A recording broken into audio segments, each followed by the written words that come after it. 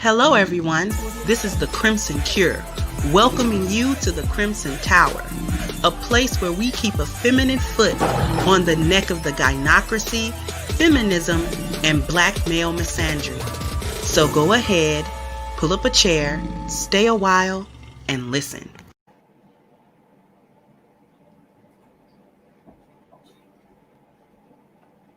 Hello, everybody. Hey, how you doing? How you doing today, Ronin? I'm good. You guys don't usually see me with my glasses on, but You're trying to be educated today. I read. You educated today? Yeah, a little bit. A little bit. Okay. Hey, today? everybody. I'm doing pretty good.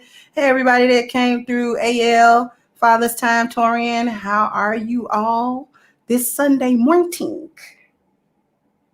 See, you looking good. That's what's up. Well, thank you. Thank you very much. Yeah. I'm trying to post these links in Discord, but sometimes it give me the flux. I'm like, really? You just not gonna post the way that I need you to? Like, come on. Technology. You gotta love it. Okay. Yeah, you gotta love it. And sometimes you hate it, and sometimes you wring its neck. And then sometimes I have to click it off and just leave it alone. Just okay, today is not the day. Me and technology don't get along. Yes, I understand. And me and technology. Am I coming in clear?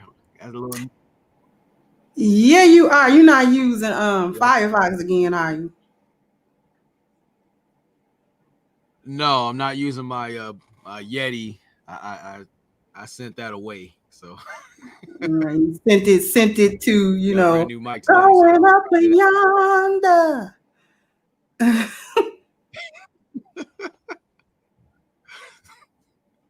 Say what's up to the chat. What up yonder? Hey, Chance. How you doing, MLR? Cool. Yeah, he got a big boy mic this time. Father's Time. He got that DJ Cuda special. That's what he got. He trying to compete with me, but that's all right. Now I'm broken bougie right now, but I'm cool. You broken bougie? Trying to compete with me, you know what I'm saying? I put my Elgato in the camera. What's up? Hey, we got to keep up. gotta keep up, right? Hey, what's up, Nicole? Hey, Miss Nicole. Well, how's my sweet baby? It's my sis right there. Yeah. Okay, so quick story before we get into everything. I'm gonna show y'all how much growth that your girl has undergone. Okay. As a woman. Okay. So today I called the healthcare marketplace, right? Because I got insurance and I got insurance coverage for next year, but I was kind of calling just because, one, I wanted to see if I was getting the best deal, and two, I wanted to add dental to my plan because I want to go get some whitening done. Because see, I don't have butter monsters, but they butter babies, they butter kids. You know?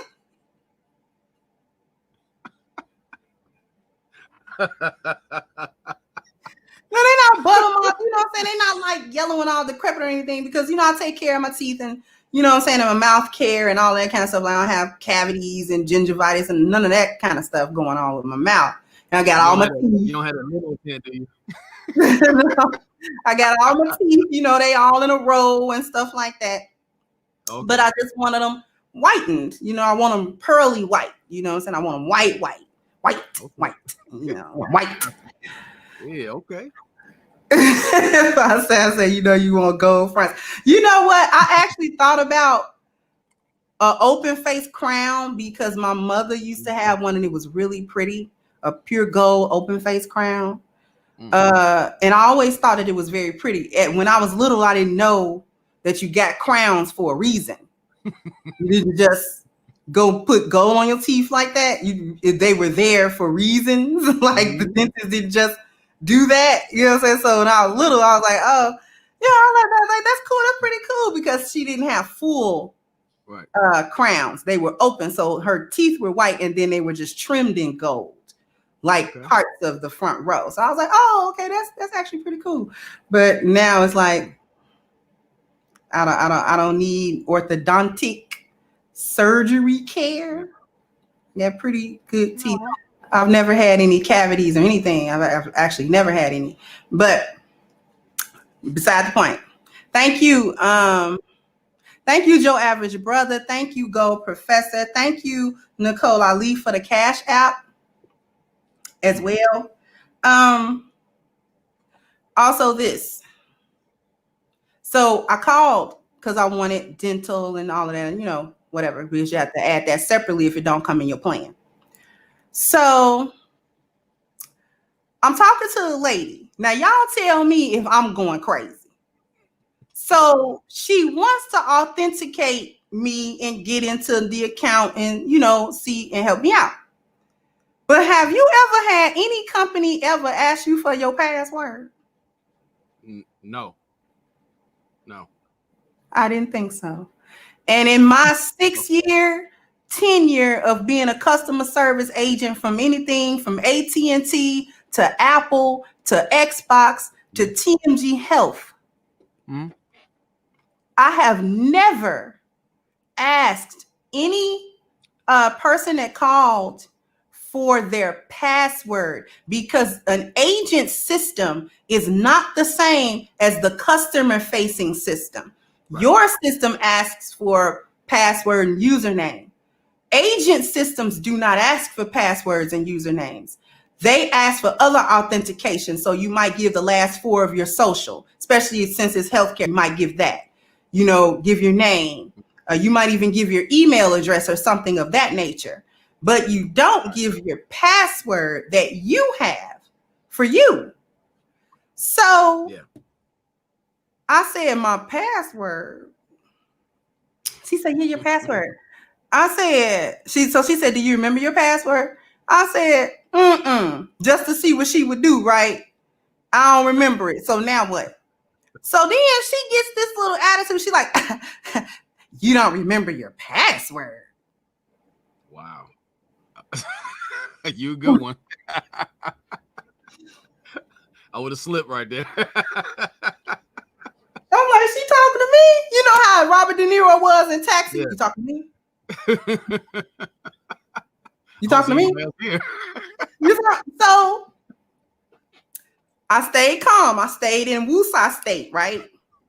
So I said, ma'am, I've never in more than 30 years of calling any company ever gave them my password for any account for any reason. Your authentication should be different than my authentication. Right. Correct? It is a HIPAA violation because when I was working for TMG Health, which handled Medicaid, I had to read out verbatim the HIPAA disclaimer. I had very specific questions to ask for authentication purposes. They either could give me those answers or they could not. And if they couldn't get into the account. I don't care what they said. If they could, then I could help them and we could do whatever we needed to do within the account.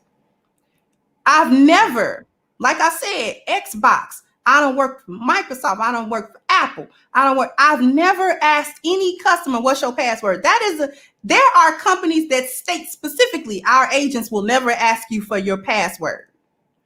So then I said, well, so then she goes into a whole spiel, right?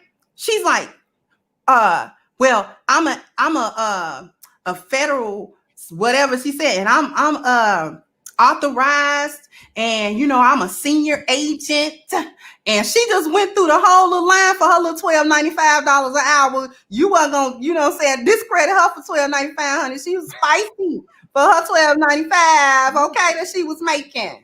So I'm just sitting there listening, like I don't care what you tell me.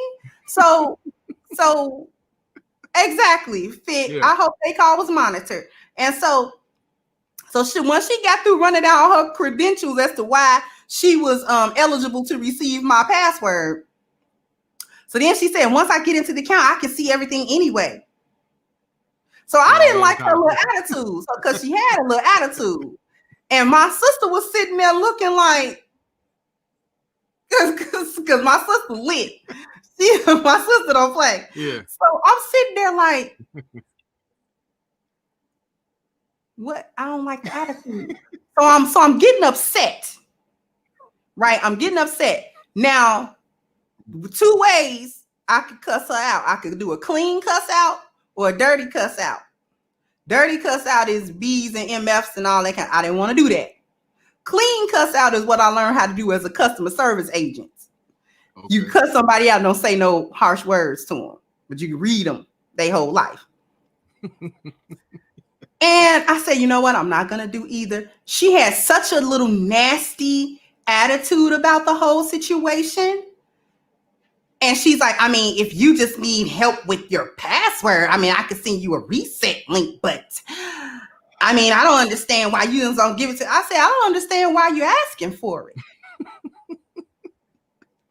Why would you be asking me for my password? I mean, I just don't understand about. And so she went back into a little rant about how she qualified to give my password. I just hung up because I couldn't take it anymore. I'm like, okay. No. You're a good one. You're a good one. Yeah, because my sister was like, girl, I'd have reported her so bad. I'd have told her about herself and asked her for her manager. And so she was trying to get, you know what I'm saying, customer information, sensitive information from the customer. She's like, I'd have told on her. I would have told on her. I said, you right. I probably should have spoken to her supervisor. I said, but you know, when I get to a certain point, I know my communication is not going to be good. Well, I can't communicate right. So sometimes I have to be quiet. I was trying to understand the necessity of her listing her tiles and all that. What was that supposed to mean? Like, oh shit, let me hurry get my password. One, that wasn't her business to ask. And two, they usually it's like this call is recorded for, you know, quality control and all the other stuff. And then they go from there. And I've never had somebody ask me about my password. Never. Had it been a Zoom call, like, look, ma'am, what we're not gonna do today.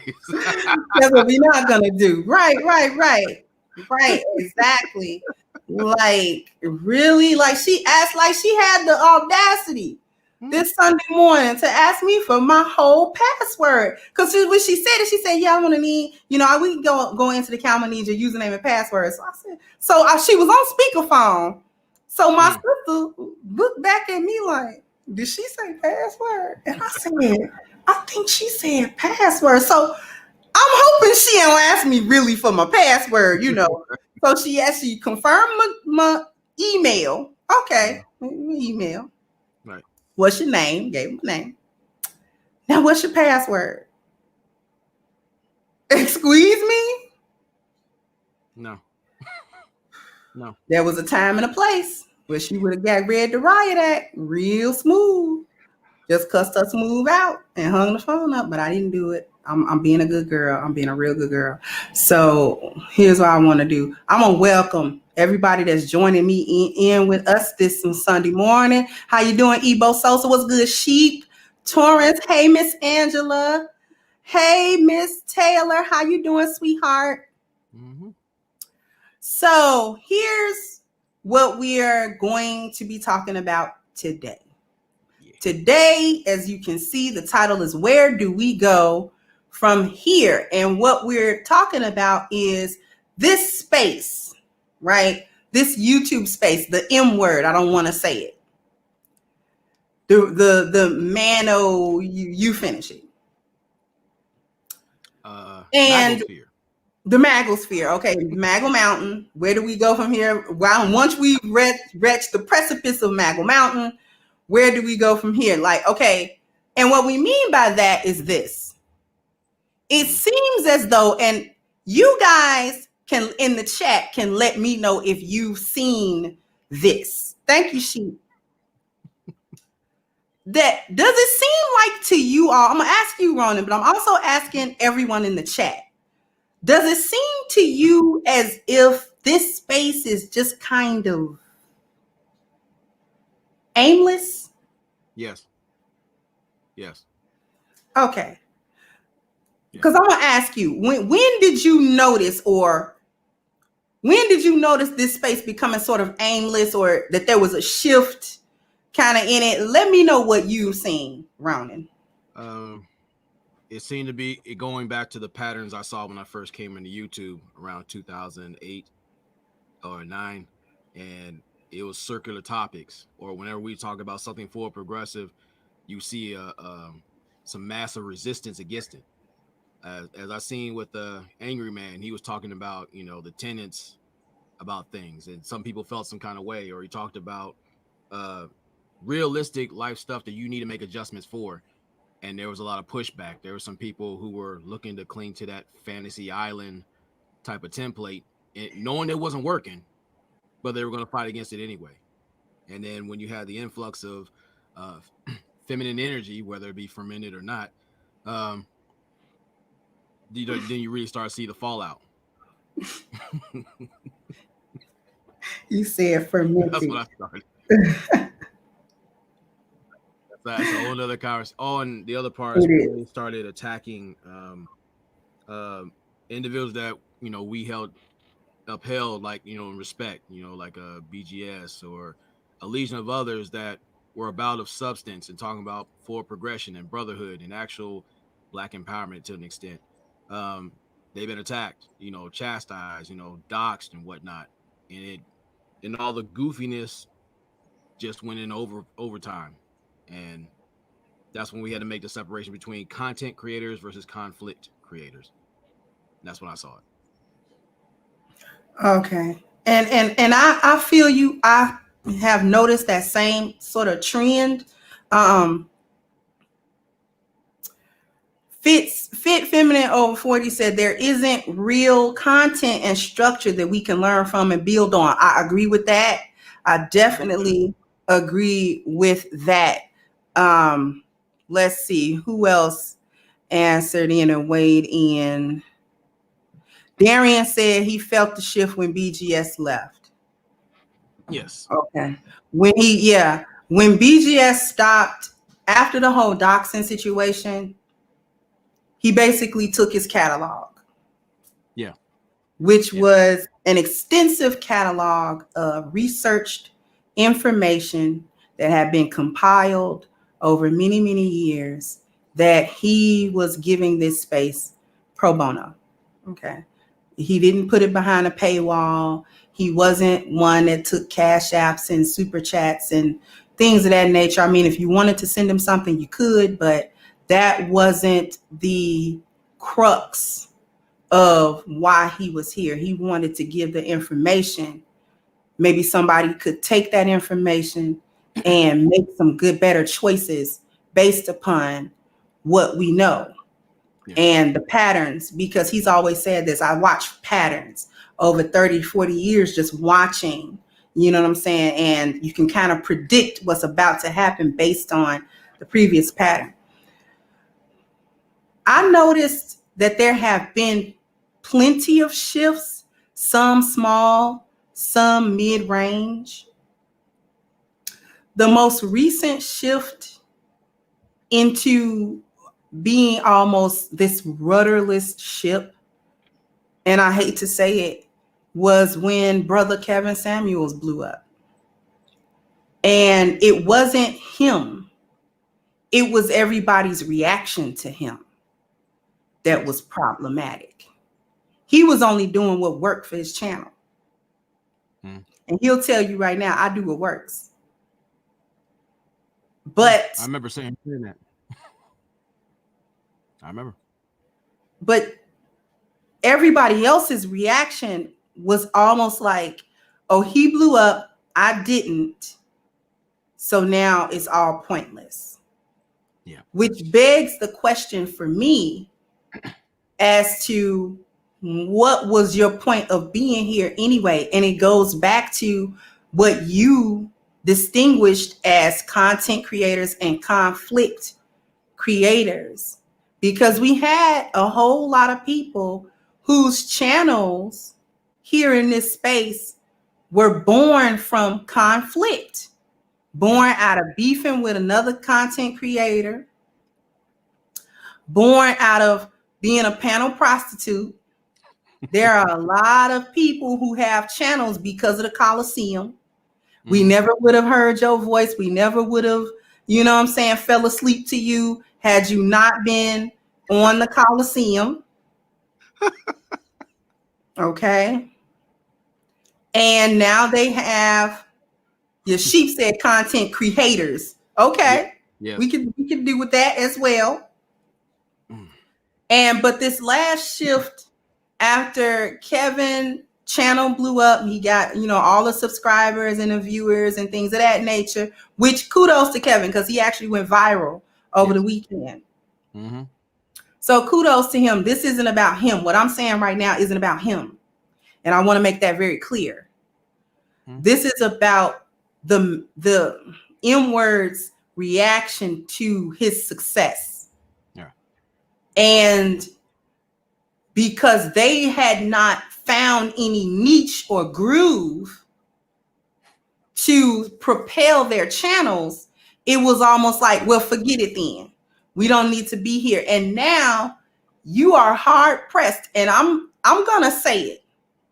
The only people in this space that create content and not conflict is me, Angry Man, BJ, and you, the show that you guys have, Sheep Stay Sleep.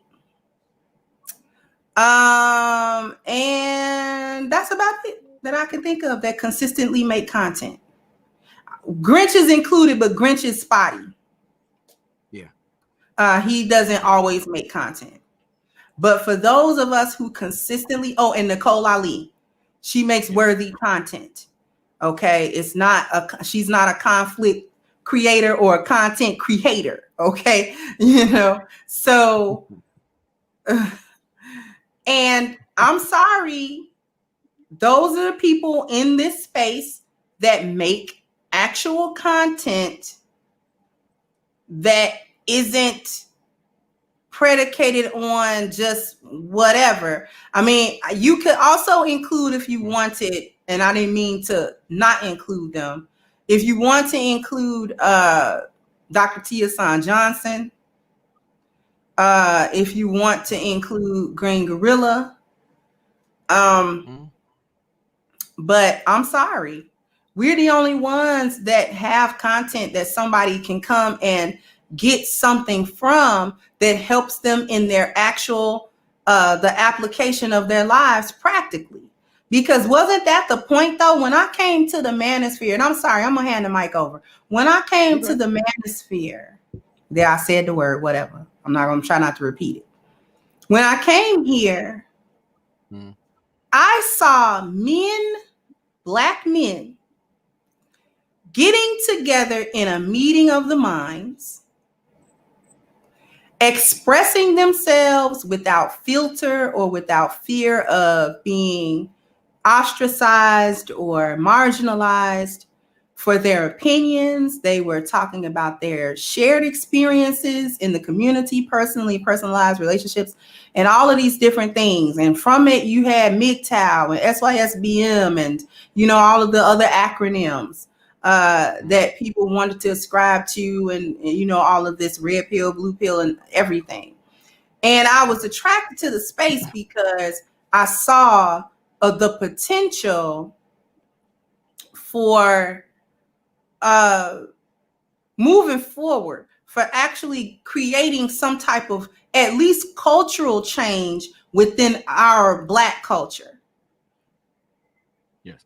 And I'm sorry, it fizzled out. Yeah, I don't know what to say about it. I'm very disappointed. I don't know. Well, I don't know what to say about that. Well, it is disappointing to see that, but over time, that's a reality we have to embrace.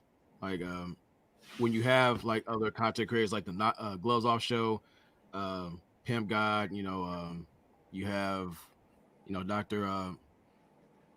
Tia-San Johnson, Green Gorilla, you know, Dr. Ron, and a legion of others.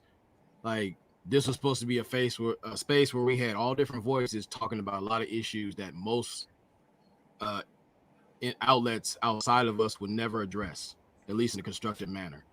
But you have opportunists who are looking to be heard. As you said, they were born from beef, or they served as the barnacles under someone's undercarriage, just to speak on things nonsensically, or they were still stuck on that blue pill rage, unresolved issues, not willing to help brothers be better, or even mend the bridges between men and women in a constructive manner, so we can start building, repairing families and actually building communities, and then actually eventually build a nation. But they weren't thinking long term. They were thinking about short term ideas with long term anger issues, and that never works. And we've seen that in real time, where they were out there clout chasing for cheap, or just panhandling for panties, just all underwhelming stuff, to where it wasn't just I can't say conflict creators themselves, it was their audience that was supplying incel income and basically a lot of dysfunction that people were willing to pay for. And that's just more disappointing. But there's hope out there still, because when you still have people that are discussing things, they might not want to hear it, but reality is going to show, like, either you get with it or you get ran over by your ego and all the things you'd ignored, beforehand. So it's a lot to it. It is a lot to it. And I think we can probably hit upon the true nature of the demise of this space. Y'all want to know what I think is the true reason for the decline and the demise of this space? Put a 1 in the chat. Y'all want to know. I need some crowd participation today. Put a 1 in the chat if you want to know. Yeah, the incel income. Torian's silly. Torian is so silly.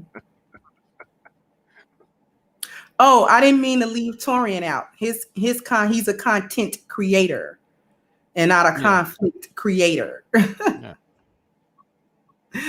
Okay. He does a lot of journalistic he does input. So but he puts on like a spin that we can digest, and a dash of petty, but that's something else. More than a dash. He put more than a dash. He gone ahead and put a sprinkle. He gone ahead and, season it with the petty. That's what that is. But okay. Here is my number one reason that I think that this space declined, and that I think it will continue to decline and sort of just disappear into nothingness. And this is probably why every movement of Black people has failed ultimately thus far. Because the people involved do not all tell the truth about why they are here. Don't tell the truth. And that's really it. There were so many people whose voices were being heard, whose channels sprung up, who were all over everywhere. And the vast majority of them were not telling the truth about why they were here. They just weren't. It was only a few of us who were being honest about what we wanted, why we were here, why we were doing what we were doing, why our channels were in existence, and what we were looking to gain from being here and from participating. And it was so many men, because male-dominated space, so I got to point to the men.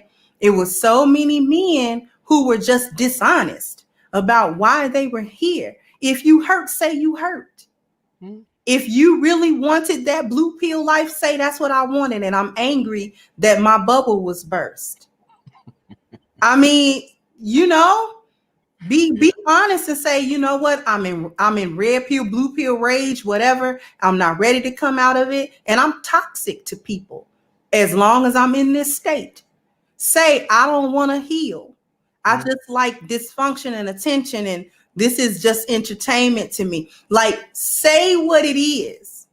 And so many could not be honest, and still today can't be honest about why they are here, why they participate, why do their channel need to be viewed, and what are they giving to people, and what are they hoping to receive. I agree.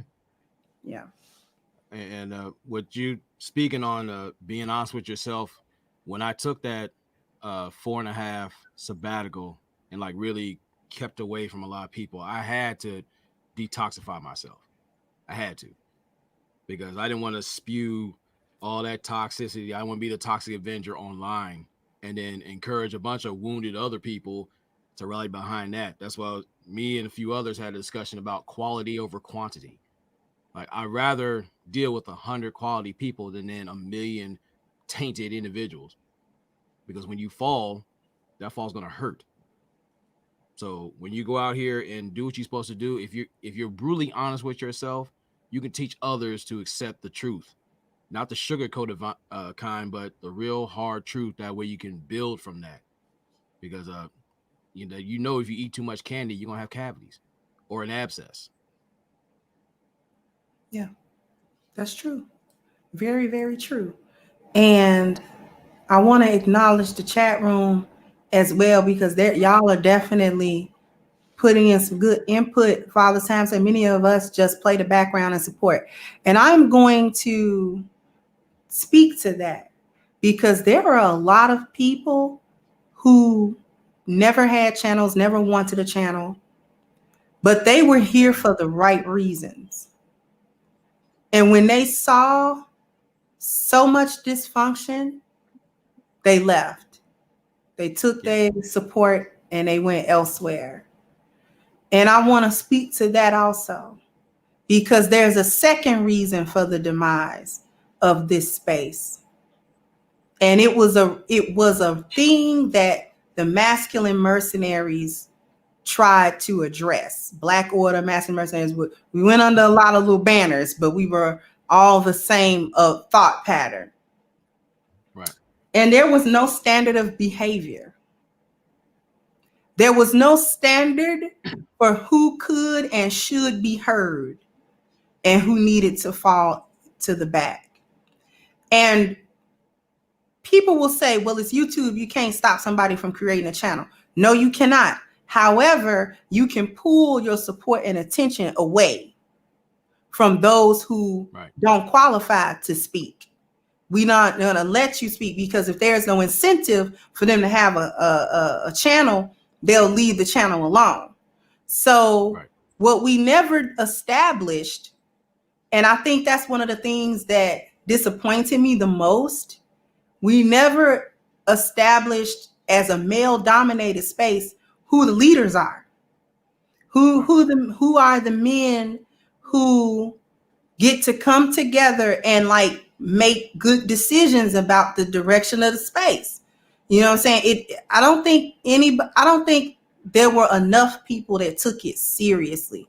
Thank you, Ebo Sosa, and thank you, Bishop. What do you think about that? I wholeheartedly agree. And in a sense, I take some ownership in like encouraging people to speak up, but then like I had to be a little more discerning. Like, there are certain people you don't need to listen to, or you do need to listen to them, but see what the direction they're going. Because some people are like going back into that whole dysfunctional pattern, like, okay, I got to pull up. I'm good. I can't do this. But if they're not giving you homework to challenge yourself, to look at yourself and assess everything, or associations you have, or the patterns you are stuck in, then that person is not a content creator. They help you massage the conflict that you're mired in, and that gets you nowhere. And as I've always said, you never allow your comfort zone to turn into your coffin. Yeah. So I agree with you on that. So we should have. Well, I mean, I believe a lot of us pushed harder for it, but then again, it goes back to the resistance. They were more invested in monetizing mediocrity, and when they took that route, you had to pull back and let what happened happen. Because I still believe that there's a part of the manosphere in there, but as far as the name has been so tainted so much, no one wants to be a part of it. At least anybody worth their salt. You know, they can claim it, but for what? I mean, like you pissed away on great real estate to change people. And, you know, I don't want to claim it either, although I still maintain my original mission because the problem persists. The actual issues persist in our community. That has not really changed. So until that gets better, my mission does not change. Right. And the lack of structure. Mm-hmm. And she did speak on this before. Yes. No organization. And I'm going to speak on Angry Man for a little bit. Okay. Because for anything that anybody wants to say about him, oh, he's volatile. Oh, I mean, his name is Angry Man. I don't know what you wanted him to do. He said he got that nickname. That was not a YouTube nickname. That was his nickname that he brought to YouTube. So Angry Man been Angry Man for a while. I don't know what everybody thought.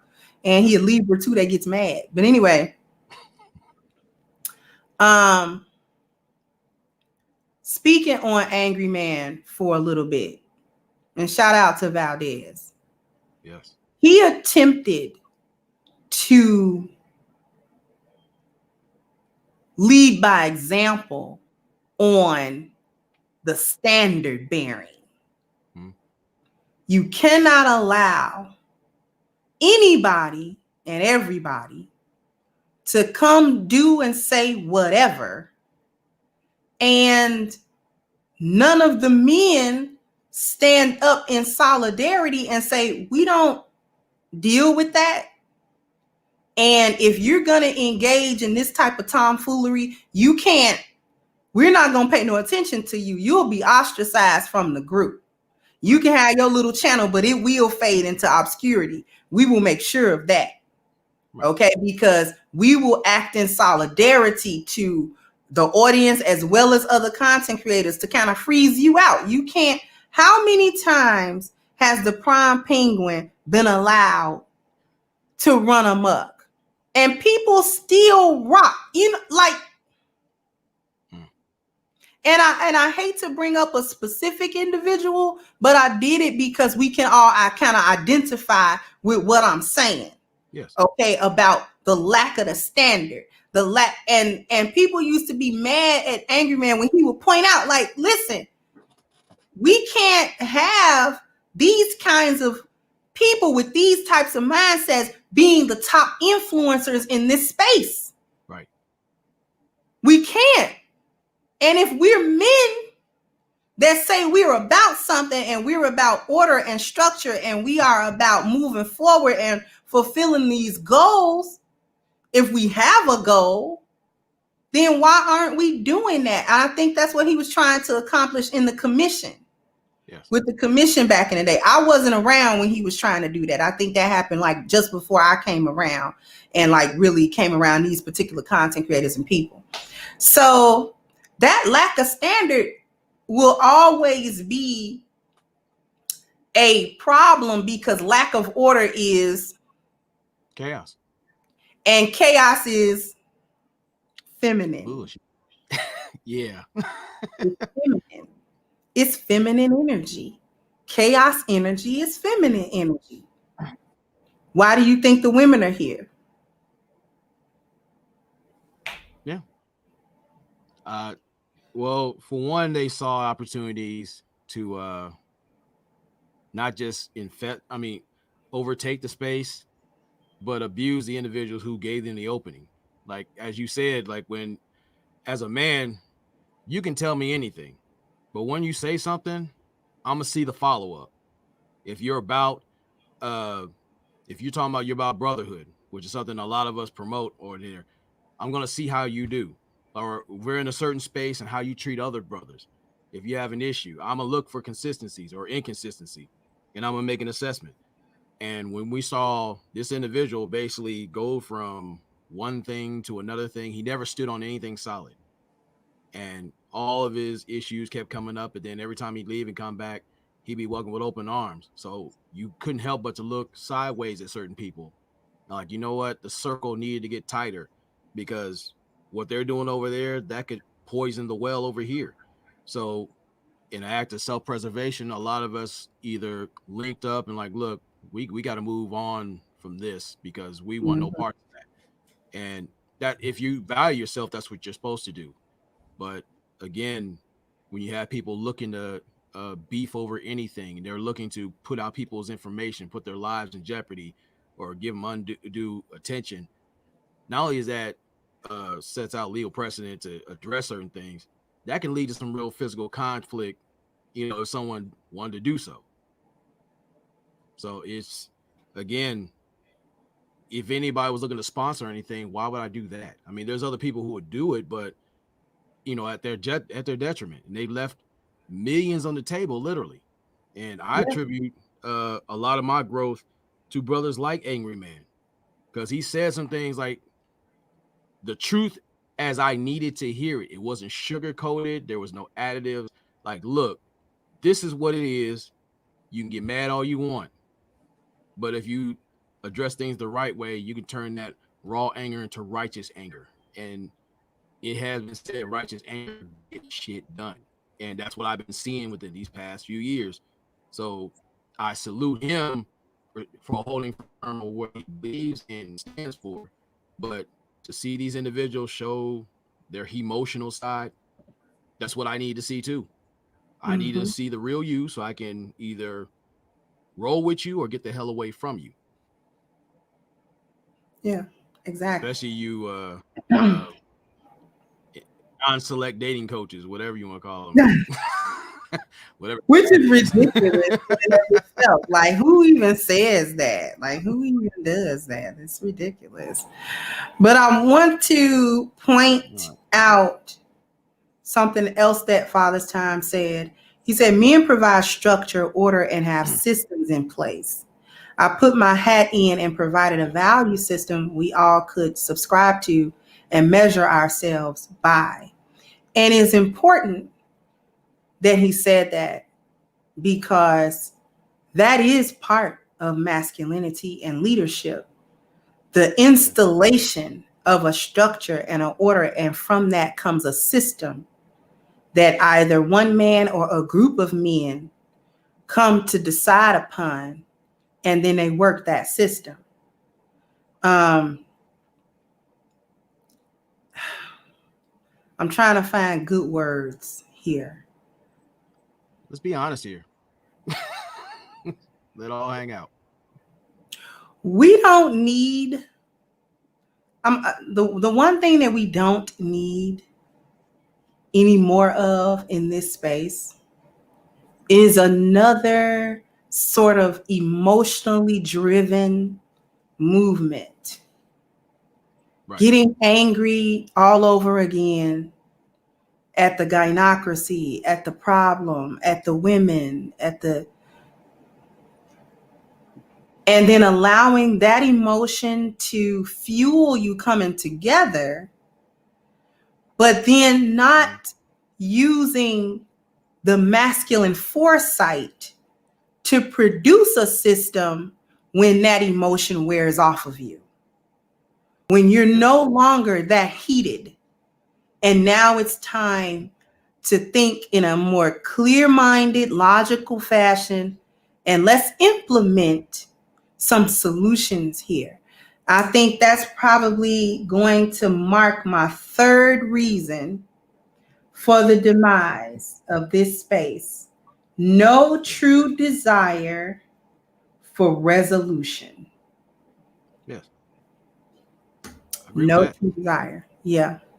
Do you think that there was ever really any desire to resolve the issues that the men came together to identify in the first place? No, not in mass. No, there's some among us, like in talking to, I say earlier when I was talking to Father's Time about his support of not just this space, but people in general, and seeing like how people were acting recently. It's very hard to share your confidence in people's content or what they stand for. It's very difficult because your reputation is on the line too. And and say working with brothers like, Sheep Stay Sleep and Bishop, those brothers have helped me and others, see a lot of things. If they don't challenge you intellectually or even like challenge your most, steadfast beliefs, why do you have them around you? And there's just too many people, individuals who are either in their feelings or they're addicted to the heroin of emotion, blind emotion at that. Mm. That they're just around here just like junkies. I mean, they treated this place like what I see going going to the store. Like you see like vagrants hanging around the liquor store. Their whole life is centered around there. They're not going anywhere. They're putting their own whatever the resources are doing. They're spending it and they're basically drinking and pissing it away. And that's how I treat that sector in a sense. Now there's some people that are cool, some people I like, but what you stand for, I can't stand with you on that. Mm-hmm. So, and there's plenty of people that send me links, say, hey, check this out. I'll look at it like I treat it spam, like I'm cool. I can't do it. I'm not built for that. No. Yeah. I get sent links and I treat it like spam, like we're not doing that. She said something also. It's a money in the sickness. It's a profit there. Yes. We are our own biggest culture vultures. Yes. Yes. We want to say other people are culture vultures. You'll say DJ Vlad or a person like DJ Khaled or somebody else that's non-black that might want to participate in some parts of what is considered black culture. But we are the main ones eating off of its carcass. We're the culture vultures, Yes. specifically the ones who, because there's money in the dysfunction, don't seek to heal it. Now, they'll put on the front that they trying to heal, front that we trying to fix it. We trying to find ways to fix it, but it never get fixed. Nothing ever, there's no progress ever made because we start to understand that there is money in our sickness. Yes.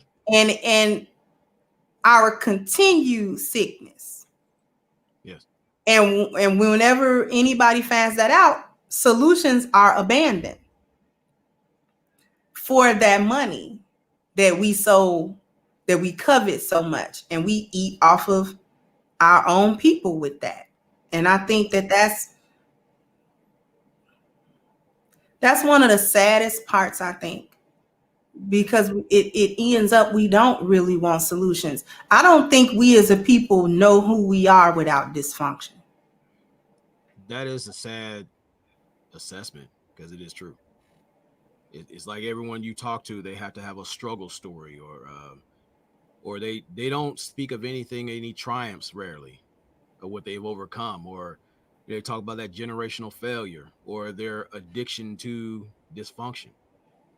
And that's why, like when we have these conversations, we encourage people not just to travel outside their usual comfort zones, but physically get out there and see the world and what's really going on. I've had my issues with women, but I don't go to the point where I'm just like, well, to hell with them and go on some Elliot Rodgers nonsense. It's not it. You just have to talk to people on a one case by case basis. Okay, this person was bad, I can move on. Or this person's about something, I'll see what's going on with them. Either it's a season or a lifetime, depends. But in a sense, the people you keep around you tend to be a reflection of things within you. And Right. from what we're seeing in the magosphere, that's I'm seeing a lot of things that I do not like or what I used to be. So that's why I keep my distance. Or a lot of women are encouraged to either get cheap material and make fun of these individuals, or you'll have, if someone was a psychologist, they'll have free studies to understand what a festering uh, dysfunction looks like, especially in mass. Yeah, definitely. I can't help but see different parallels. But before I go into that, I've gotten quite a few other Cash Apps, and I don't want to forget them. So let me go ahead and say MLR, thank you. Angela, thank you. Ronin, and thank you, Nicole. And also DB. I don't like saying names, of course, for the Cash Apps. But I'm going to read out what Bishop said a little while ago. So these masculine energy women was attracted to this sector because the men in this space were exuding feminine energy, hence the laws of attraction. I have to say that is true for the most part. There were only a few men who were not doing that, but the majority of them were. They were, and I attribute it not because they would get angry or that they would anything. That's not where I saw it. I saw it in the lack of the structure. As time went on and there was no real structure made, and then there was no real standard created, the men, for the majority, did not create a hierarchy among themselves. They didn't really create a pecking order. No. And it was like, how do a bunch of men get together and not create a pecking order? I've never seen that before. I've never seen a group of men get together and not establish the pecking order almost immediately as they come. You know what I'm saying? And it doesn't have to be angry. It doesn't have to be hostile or malicious. It's just that just observing men, that's what I've seen. I've seen men get together in groups, and if that pecking order has not already been established, they establish it, especially if they're new around each other. Like, well, and they'll talk to each other to establish who's who. You know what I'm saying? And who knows what, who's capable of what, and who isn't. And thus the pecking order is established. You know what I'm saying? Now, sometimes in different circles, you got to fight to get the pecking order done. But whatever the case may be, men do establish it. And the fact that I didn't really see it get done always was a question mark in my mind. I was like, okay, how y'all been doing this for 10 years and y'all ain't got no pecking order? Riddle me that. Well, you'll see that when you have individuals who front that like they're masculine, but they have to admit they have a lot of syrup on their taint. And that's I'd be saying it because it's just too many things that you're right. When it comes to men in a group, we're looking to get things done. Who's good at what? Who isn't? Where's your strength at? If this person is good at leadership, who do we defer to? Just like out of respect, like with let's say with Bishop, he invited me to be a part of a great thing. And like when it comes to ideas, like we talk, I defer to him because like still out of respect, that's still his platform. I'm not going, man, this is me, man. It's all about me. No, this isn't the 5 heartbeat situation. It's never that. It's like crossover ain't nothing but a double cross face. It's all about respect. When you have respect, that's the glue to for progression and productivity. Even if you don't respect the person like that outright, if you're bound by common ideas and have that respect to get the job done, you can make things happen. But in the manosphere, Mount Maggle, they run around, doing cartwheels in the cotton field, and that's like you see what you see. Yeah.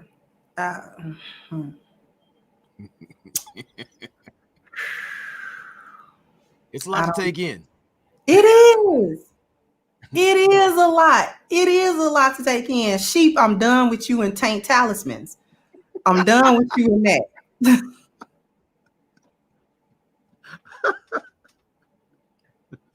Also done with you in that taint talisman. A talisman, like, do you know what a talisman is? You know what I'm saying? It's like something you get, you know what I'm saying? It's supposed to help you, you know what I'm saying? Get other stuff done, you know what I'm saying? You kind of, sometimes you pray and you hold it, whatever. I am so done.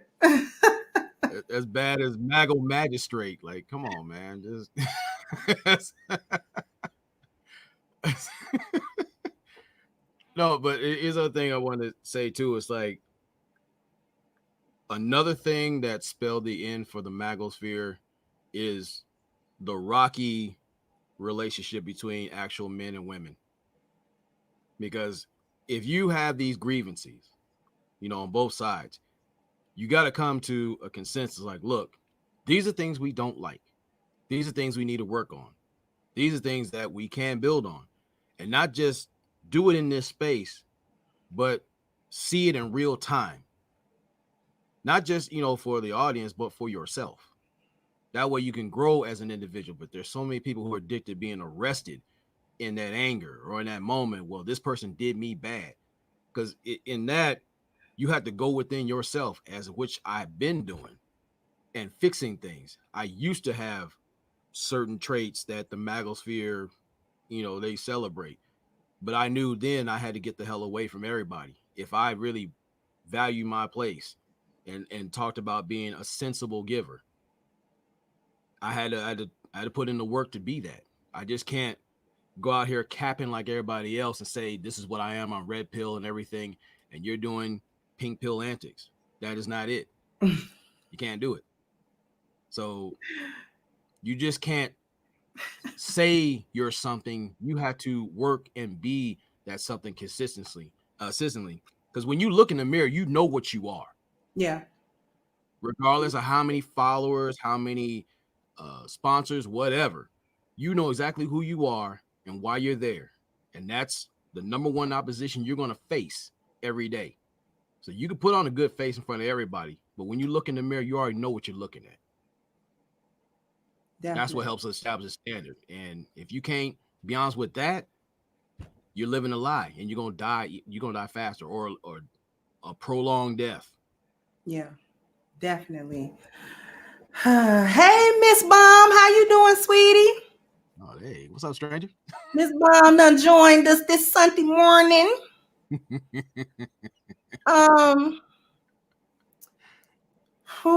Okay. Take a breath. So the lack of the standards, you pointed out the bad relations basically between the men and the women. Mm-hmm. At the risk and each other, at the risk of saying something very familiar with some of these female talking points, I gotta put that on the brothers. Because this was a place where a start was this was like a beginning in my eyes, a new beginning, a 180. And the men were supposed to then set a new standard of behavior, of what is acceptable and what is not, according to the standards of manhood, of masculinity. Black men were in a position to define it for themselves and not have other people try to tell them what a real man was and what a real man did, and you know what I'm saying, and all of that kind of thing. They were able to define it on their own. And I thought that was such a powerful thing that Black men had come together to say, we are men and we will be men on our own terms. But then it was like only a few actually knew what that was. What was masculinity? Sheep and Valdez in particular have had numerous videos, shows, live streams, whatever you want to say, detailing what is masculinity. What is that? A standard. You had the angry man standard, which was more on relationships, but then you had angry man's masculine standard that was specifically for men. Sheep has done videos about the masculine tool belt, what you need to be as a man, what helps you be a man. You know what I'm saying? Then you have Father's Time and the 10 life values, how to get yourself together. from the spiritual base all the way to a wealth base, how to address your life so that you can strive for excellence and not mire in mediocrity or stay stuck in survival mode. And I just don't understand for the life of me, what was the problem with all of that? I felt like it was powerful that those brothers had done that and that they had said those things. And by the way, hey Sheep, how you doing? Welcome to the show, beloved. But why come that didn't take? Why come the masculine tool belt and the masculine standards? Why come that stuff didn't take? Well, but go ahead, Sheep. I'm gonna say peace to y'all, peace and love. Shout out to everybody in the chat. Okay. Double M. I'm gonna say the reason why I didn't take is because simply a lot of guys only want to be men because of women. They only want to be men because of women. They only want to be men because, you know, they could have a woman left leg shake and then go make them a sandwich after. After that, they don't even care to even have. See, let me explain something. A lot of guys think masculinity lies in their nut sacks. They think that their whole thing dealing with masculinity has to deal with their phallus. They think that's the power center of their masculinity. So, you know, if you're not talking about women, then what are we talking about as men? If we talking about getting money, if we ain't talking about having the baddest woman, then what are we talking about? If we talking about looking good and smelling good, if you're not doing that to impress no woman, then what you doing it for? This is, you know, this is the end result of each conversation that I've always heard here in this space. The end result is a woman. You get your mind right, you get your money right, you get your body right, you do all of this to get you a woman. The end result is a woman, and not even a woman, but a vagina. That's the end result. So when me and Valdez brought other things to the table, that threatened these guys' masculinity because it made them have to look at themselves outside of their phalluses. Like, hold on, these dudes are sitting here. These guys are not jocks. You know, these guys ain't just walking around wanting to swing around everywhere they go. And, you know, these guys are using their brain. That's a problem for these guys around here because, like I said, they don't understand that their masculinity lies in their brain and in their mind. They think it lies in their nutsack. That's why I did the stream. It's the strag in you, because a lot of these guys are penis motivated, just like the strag is vaginally motivated. Yes. I have to say I agree. I can't dispute nothing that you said. The end result being a female is one of the worst goals you can have, because a woman gonna come around no matter what.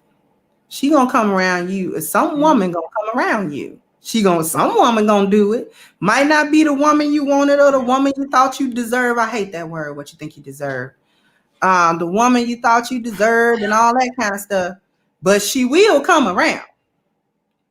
You know what I'm saying? Well, how these broke pookies and Ray get women? Because there'll always be a woman to come around. Whether she low or high, it'll always be one. So the end result being how I can get a woman is tantamount to the women calling in to Kevin's show wondering how they can get a high value man, but she don't make no changes. And all and any change that she does make is superficial at best because she trying to finesse some dude to get with her. A dude that otherwise she would, if she had had her femininity intact, she would have attracted that man anyway. But because she didn't, she needed to make all of these superficial changes. To me, that's the same thing. A lot of the guys here, and that goes back to not being honest with why you're here. You know what I'm saying? If you saying, listen, I'm here to get as much poontang as I can. Y'all show me what kind of little superficial stuff I can do to get a bunch of women. Instead of acting like you here for a mission. Actually, that was their mission. But they was dishonest about it. Well, the 2 words I was going to say, it was like miscarriage of masculinity. That's where I put it. Because when it comes, as Sheep said, it's like they can't think beyond their phallus. They can't think beyond their testicles. But the thing is, like, if you're a man, you are kinetic. You are supposed to impregnate the world with your purpose. They don't think past Tuesday. They don't even think past Monday morning. It's just, what can I do to get laid up and get my, my tip wet and then eat the basic stuff. Like, again, if you are really, and to be crass about it, if you really fucking the shit out of your purpose, the women will come, because women like a winner. They definitely like a winner, at least most of them. But the thing is, like, you got guys that are not self-realized. They're not looking at, why am I up today? And if I'm up, who am I around to help me build some things, or get things going? Because in this space, there was supposed to be something to where we had more or less a broad Black masculine think tank, to where we came from different angles, since we deal with multiple pronged problems, and we address them in a manner to where we can start repairing ourselves in a needed fashion. But a lot of guys either forgot the mission or they just dismissed the mission. They were looking to be like parasites. Let me get what I can get and go about my way. And some of them still linger here. That's why it is what it is. But I have faith in the mission, because we still have people here who are still on it. It doesn't have to be labeled manosphere. It basically takes on another name of itself through actions and deeds. We can put a label on it if we wanted to, but the mission is still going. It'll take a lot more work, but I still believe in that. Outside of that, I just dismiss those characters who weren't even a part of the mission at all. And speaking to that whole thing, what Sheep was saying about them and a woman being the end goal, if we think about what they want, this is base human life. Getting something to eat, and I guess it's supposed to be special if you can get somebody else to get you that thing to eat.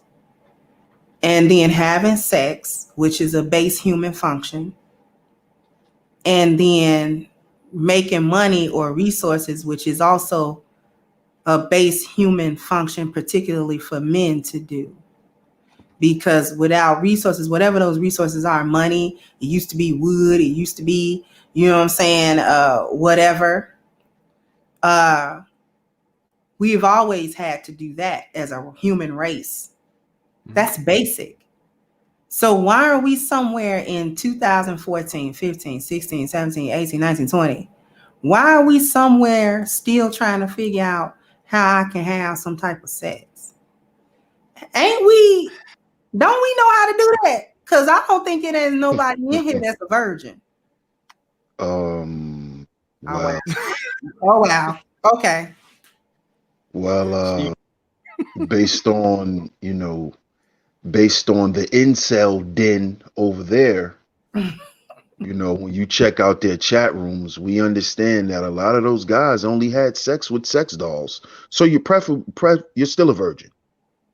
If you only had sex with a fleshlight, you only had sex with a pocket rocket, you only had sex with a sex doll, you're still a virgin. So a lot of those guys, over there are, they are 30-year-old virgins, 28, 30, 32, 50. you know, 50, yeah. Millionaire virgins. Mm-hmm. Yeah. It's real. Yeah. It's very real. That's why I spoke on the weenie rage. Hot flaming Cheetos. It's real. They sell them in stores. You know the little hot weenies they sell in the water in the hood stores with the pickles in the jar. You know what I'm talking about. And they got the eggs in the other water. Yeah. Weenie rage.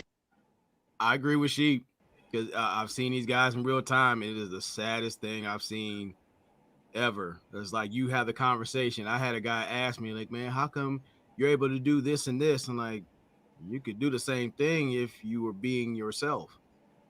Or if you don't like what you see, you need to fix that. But you shouldn't center it on her approval.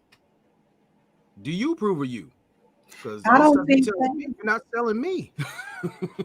So is it just a prolonged situation of not having any self-worth? Yeah. The reason why they have to predicate their value as a man on what a woman will and won't do? Yeah. Yeah. Yeah. But see, what they don't understand is that, and this is what I've been saying lately. And shout out to the master teacher BGS. Like I've been saying, man, on the Coliseum, I'm glad y'all brought that up too. Because as y'all know, I've said a long time ago that I felt this space was in jeopardy when the Coliseum was gone. Mm-hmm.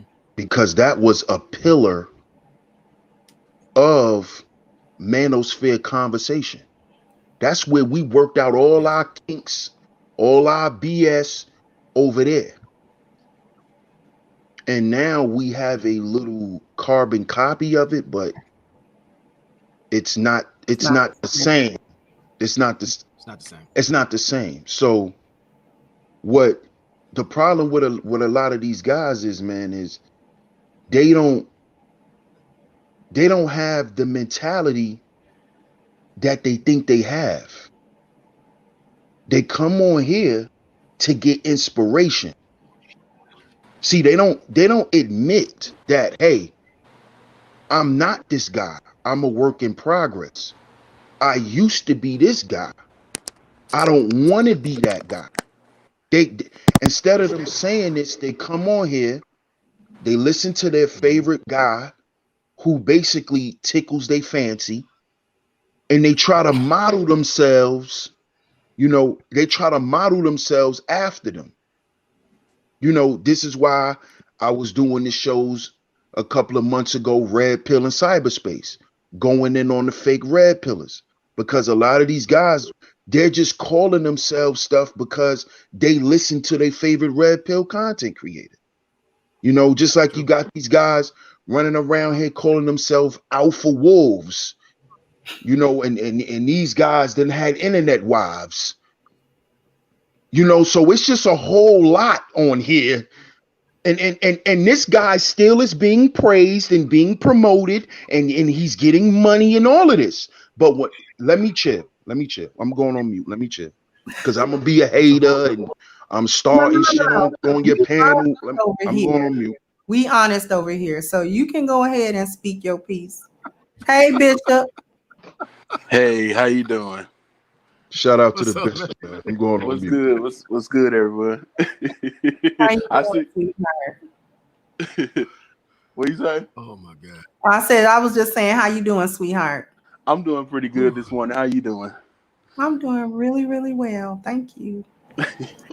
I see Sheep is going in this morning. He got to go in. I wanted him to just jump on into the deep end. He holding back. Dive riding. You just throwing center blocks in the pool right now.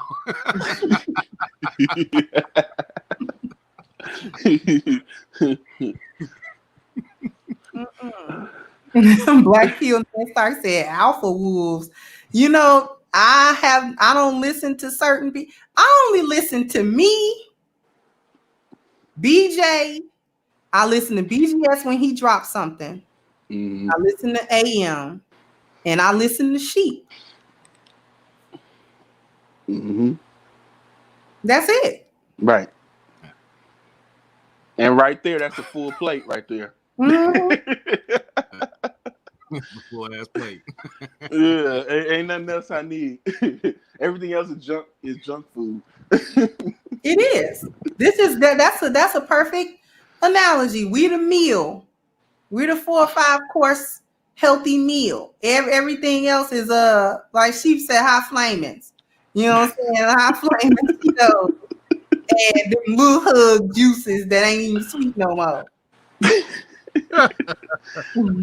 But you know, I wanted to come up here and answer your question. You said, "Aren't we past talking about sex?" You said, Yes. "Is that how you preface the question?" Basically, why are we still talking about base human functions, sex, food? Human beings have figured this out over, hundreds of thousands or millions of years. So now in 2020, why are we still battling Be, over that? be, because people are doing it wrong. That's easy because you ask these dudes why there's so many dating coaches.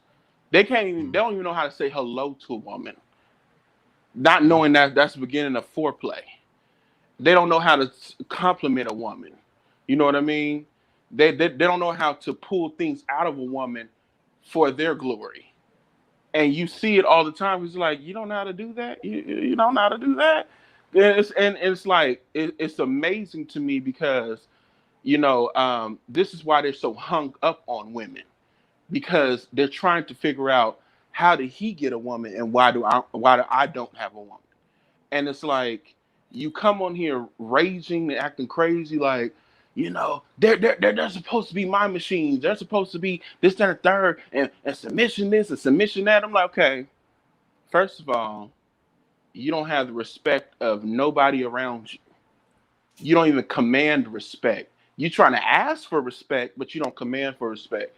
And I'm sitting there looking like they don't even understand the power in their brain, which is crazy. And these are the same people that despise spirituality, meaning that's how you make connections with people. Because we are spirit beings, we house spirits in our bodies. That's why the people say when people die, it seems like the light goes out of their eyes. So when people ask basic questions like that and argue with you about basic things, those are basic people. I'm not gonna say the N word. Those are basic people. So they don't even understand the basic functions of sex. They think, oh, it's just this, that, and the third, but they don't even have the masculine energy. That's why I say they attract masculine women, and the laws of attraction, they're exuding feminine energy, and they want to get mad at everyone else and saying, oh, this, that, and the third, and blah blah blah. And you said it best. They're not even honest with themselves about why they're in this space. So it's letting me know that you're a liar all the way around. Like when I think about a scripture, it says a double-minded man is unstable in all his ways, not some of his ways, all his ways.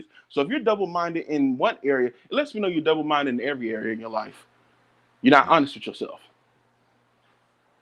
No, I agree with that. And just in, like I said, learning how to talk to women, I'm like, yeah, I see the point of dating coaches being in nearby spaces or even in this space, because some individuals don't even have social skills. They're socially inept. They're socially unattractive. Just by how they see other people, especially how they see themselves. And you don't have to be, if you're in the, like say a lot of times people promote going to the gym, which I say is a good thing. You need to do that for yourself. Do it for your health. Now there are other benefits in going to the gym. That's cool. But you should center on like, do I see a better version of myself? Whatever build I am I my best self? It's a great cup. And and that goes into this space too.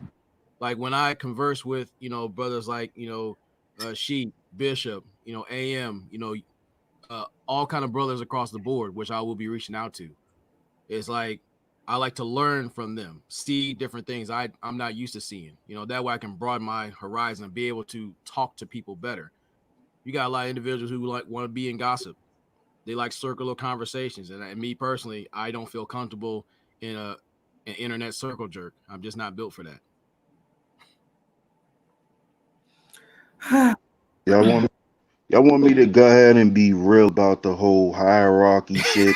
Oh my God. Real, Oh God, oh God. real.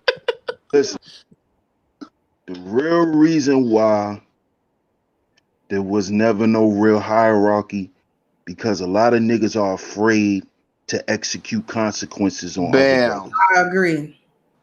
Period. We needed an executioner around here. We needed a guillotine around here. So whenever you get out of order, we'll set up a whole panel where we publicly cut your head off. And after that, you can't eat around here. You can't exist around here. And that is supposed to be the common consensus amongst everyone.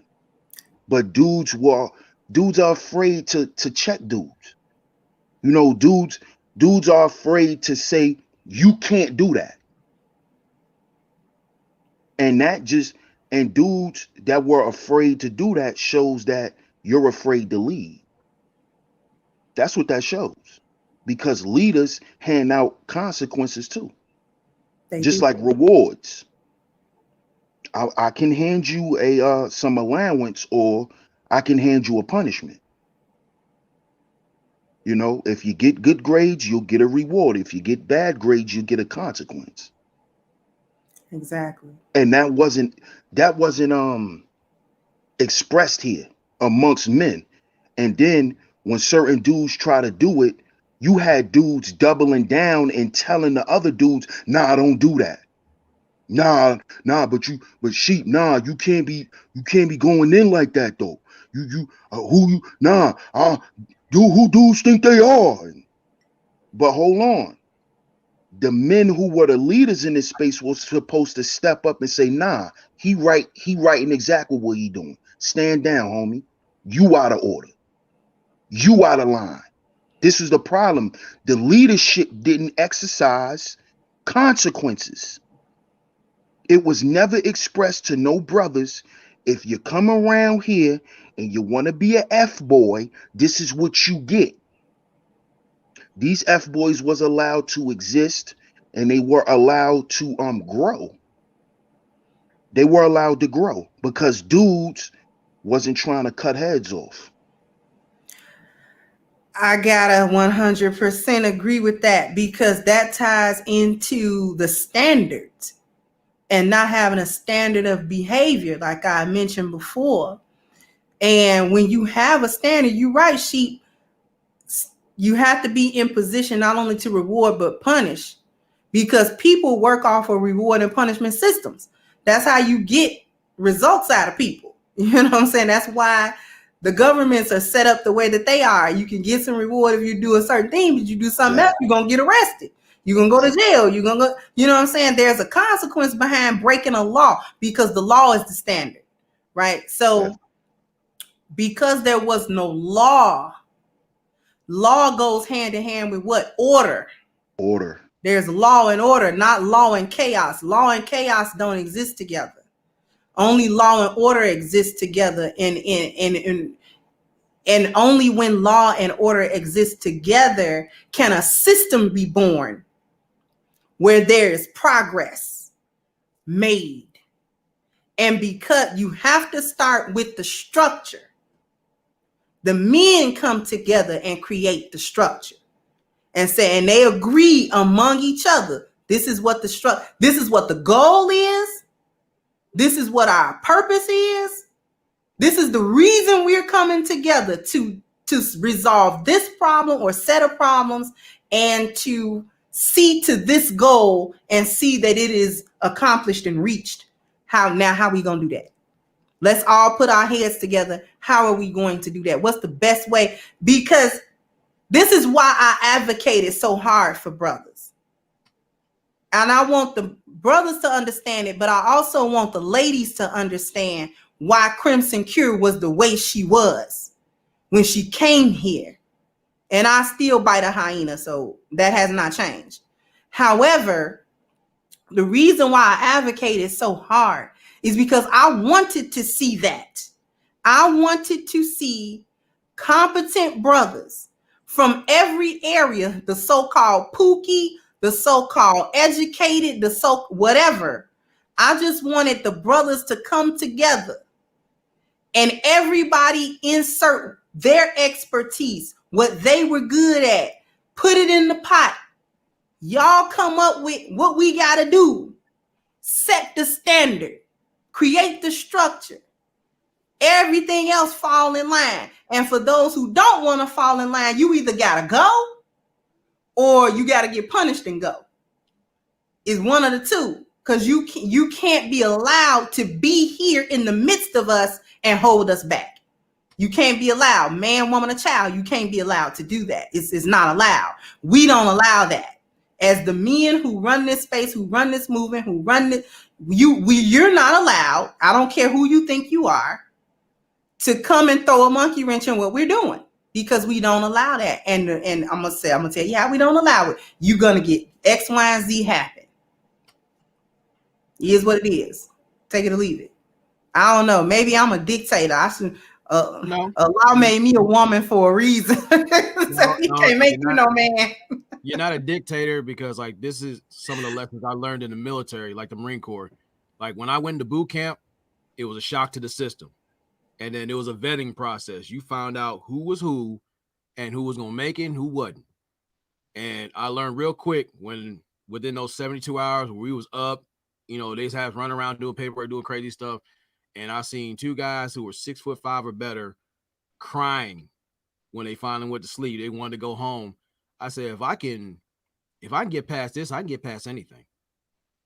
And I took that mindset into the fleet, where you started learning the structure. You started learning, you know, how to go, where you were, and to earn your way up. You start as a private, or actually a recruit. Then you earn the name private, then you go on up. But you know, each step there was requirements and standards that were required in order to either keep you there or set you back or move you forward. And in this space, when we started seeing things as far as like, there was structure, but there was no support of the leadership in the structure. That's where it started collapsing. It's not the fact that the leadership wasn't there. It just, there was no support for the leadership. And when we saw that, it was inevitable. See, I think the problem is a lot of dudes don't know they role, and they don't want to play their role. See, the reason why I say the structure was never really built, because who organized it?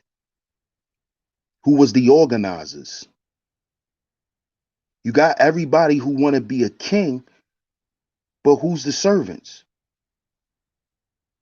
Who's going to build your kingdom while you sit there and scratch your nuts? See? None of that was ever put in place. Who's going to lead when you're gone? None of that was ever put in place, because none of these brothers were organizers. They don't know how to organize nothing. That's why they're supposed to put guys who are good at organizing in place. But that was never, they never knew that, because that was never a conversation. They wanted to know who could galvanize the most goddamn people in their chat room, and who could galvanize the most super chats and the most cash apps. This is the problem with most men. We are money driven because we are penis driven. Let's just tell the truth. Dudes don't buy nice cars for themselves. They buy them for women. Period. And this is the problem with dudes. Most of these dudes are simps, because they live their whole lifestyle, and everything they do is encompassed around women. It's encompassed around them getting a little 10 minutes of playtime. That's why these dudes never set a system in order because it's all about who gonna get the most money, who gonna have the most in a chat room. If they follow my ideology, I'll make the most money. So a lot of this stuff, truthfully, was never based in brotherhood. It was based in niggerdom. It wasn't based in brotherhood. It wasn't based on brothers doing anything progressive. It was based on them themselves looking better, smelling better, driving better, eating better. And if you willing to pay for that, then you pay for it. But And in return, the space suffered because of that mentality that was hidden, that some people can see. Like I saw it, you know. I agree with that. I stand corrected. my bad. Can y'all hear me? Yes. Yeah, I agree with what Sheep was saying, but that smell better, I don't quite agree with that. Yeah, I I agree get with you on No, that. I'm messing with you on that one. But no, that's 100 right there. This hierarchy thing, they don't respect, and I remember back when they was talking about the commission and how folks was enamored by fans, and fans telling them, oh, you the leader and you this and third, and they was gassed up by that. And I'm like, why is you gassed up by fans? You should be working with your brother. Or aren't you trying to build something? And that's how I knew it was just an act, because all folks was just moved by its numbers. And it's like, it's beyond the numbers. It's about the quality of content you're giving out to brothers and trying to see them change their lives.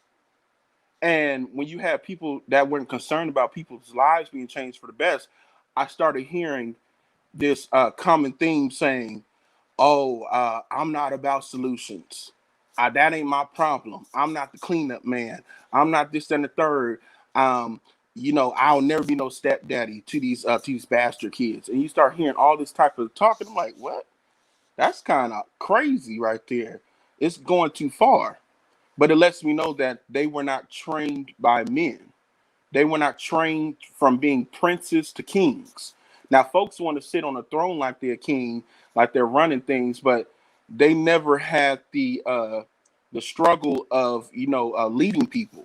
They never been taught to progress people into a more productive way. This is why you see things the way it's ran now, because there's people that refuse to take up the mantle because they feel like, I should be just given the mantle, but did you work and earn for it?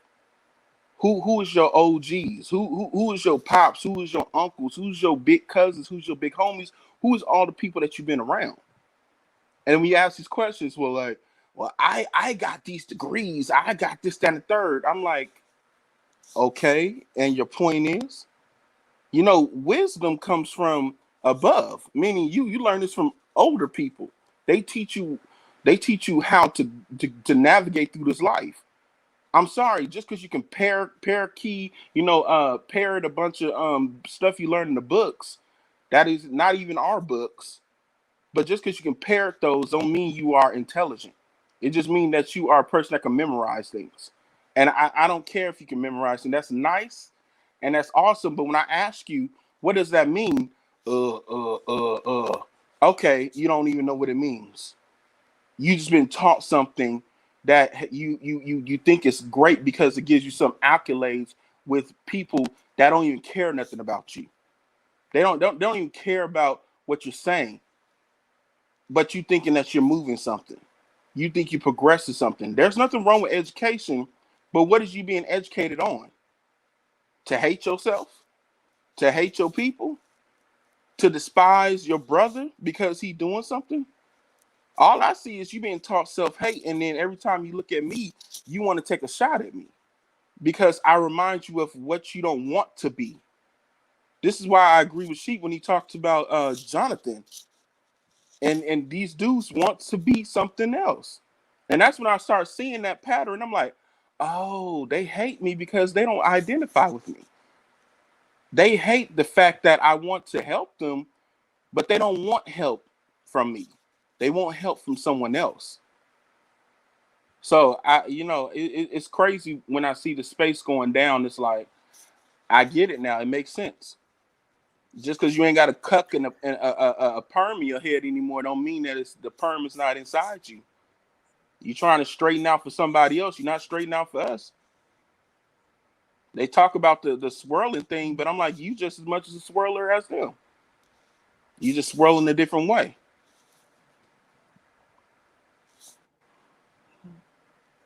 You know, y'all touched on something about the hierarchy of the men, the lack of the structure among the brothers. And I have spoken on this before. And I think the main reason that in this space, the hierarchy could not have been established. Not only was it not, but it could not have been. And y'all tell me if y'all agree or disagree. The majority of the brothers here, not only in this space, but across America, have internalized black male misandry. They've internalized that. In and of themselves, black men ain't sugar, honey, iced tea. And the authority of a black man is not to be respected.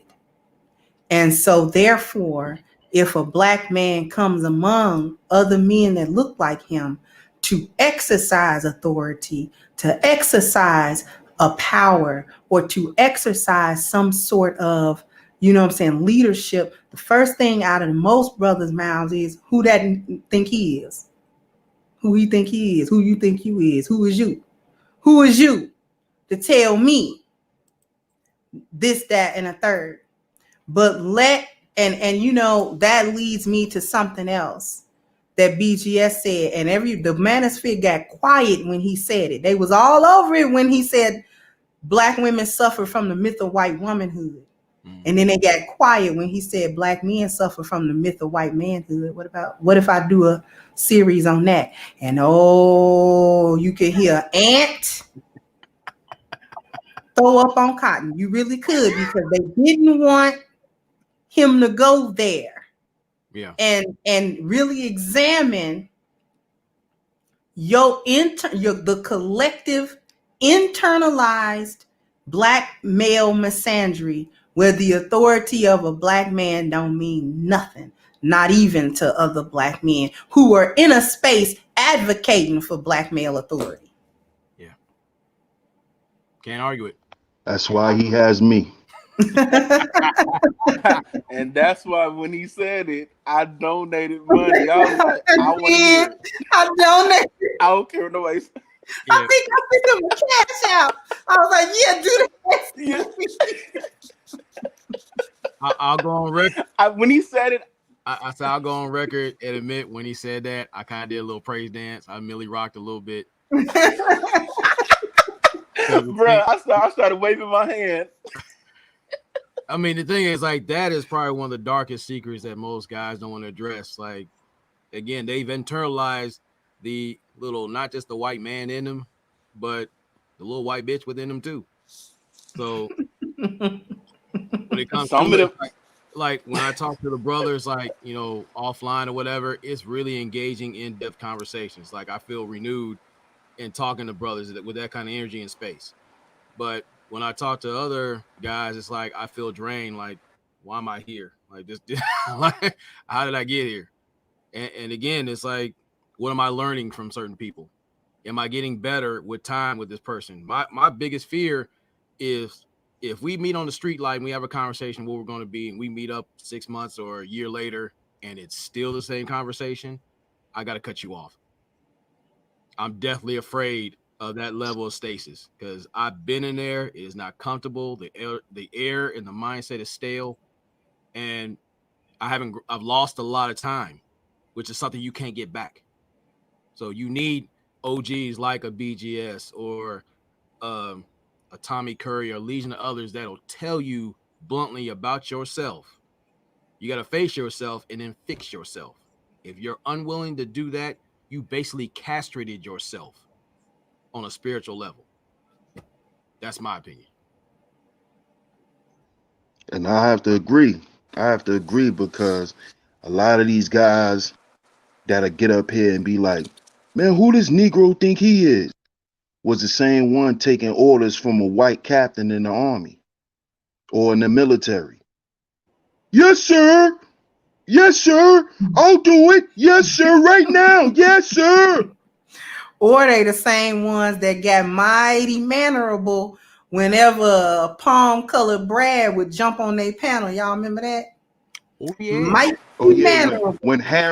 When Harry came and waved his wand. When Harry met I'm done Sally. with you. I'm going on mute. I agree. Yeah. No, I mean, you can't sit there and call yourself a man and you allow someone to not just infiltrate your space, but publicly give you a mushroom stamp and you do nothing about it. That don't work like that. It don't. And then get mad at the other brothers for checking them on it. And it goes back again. They don't respect other brothers.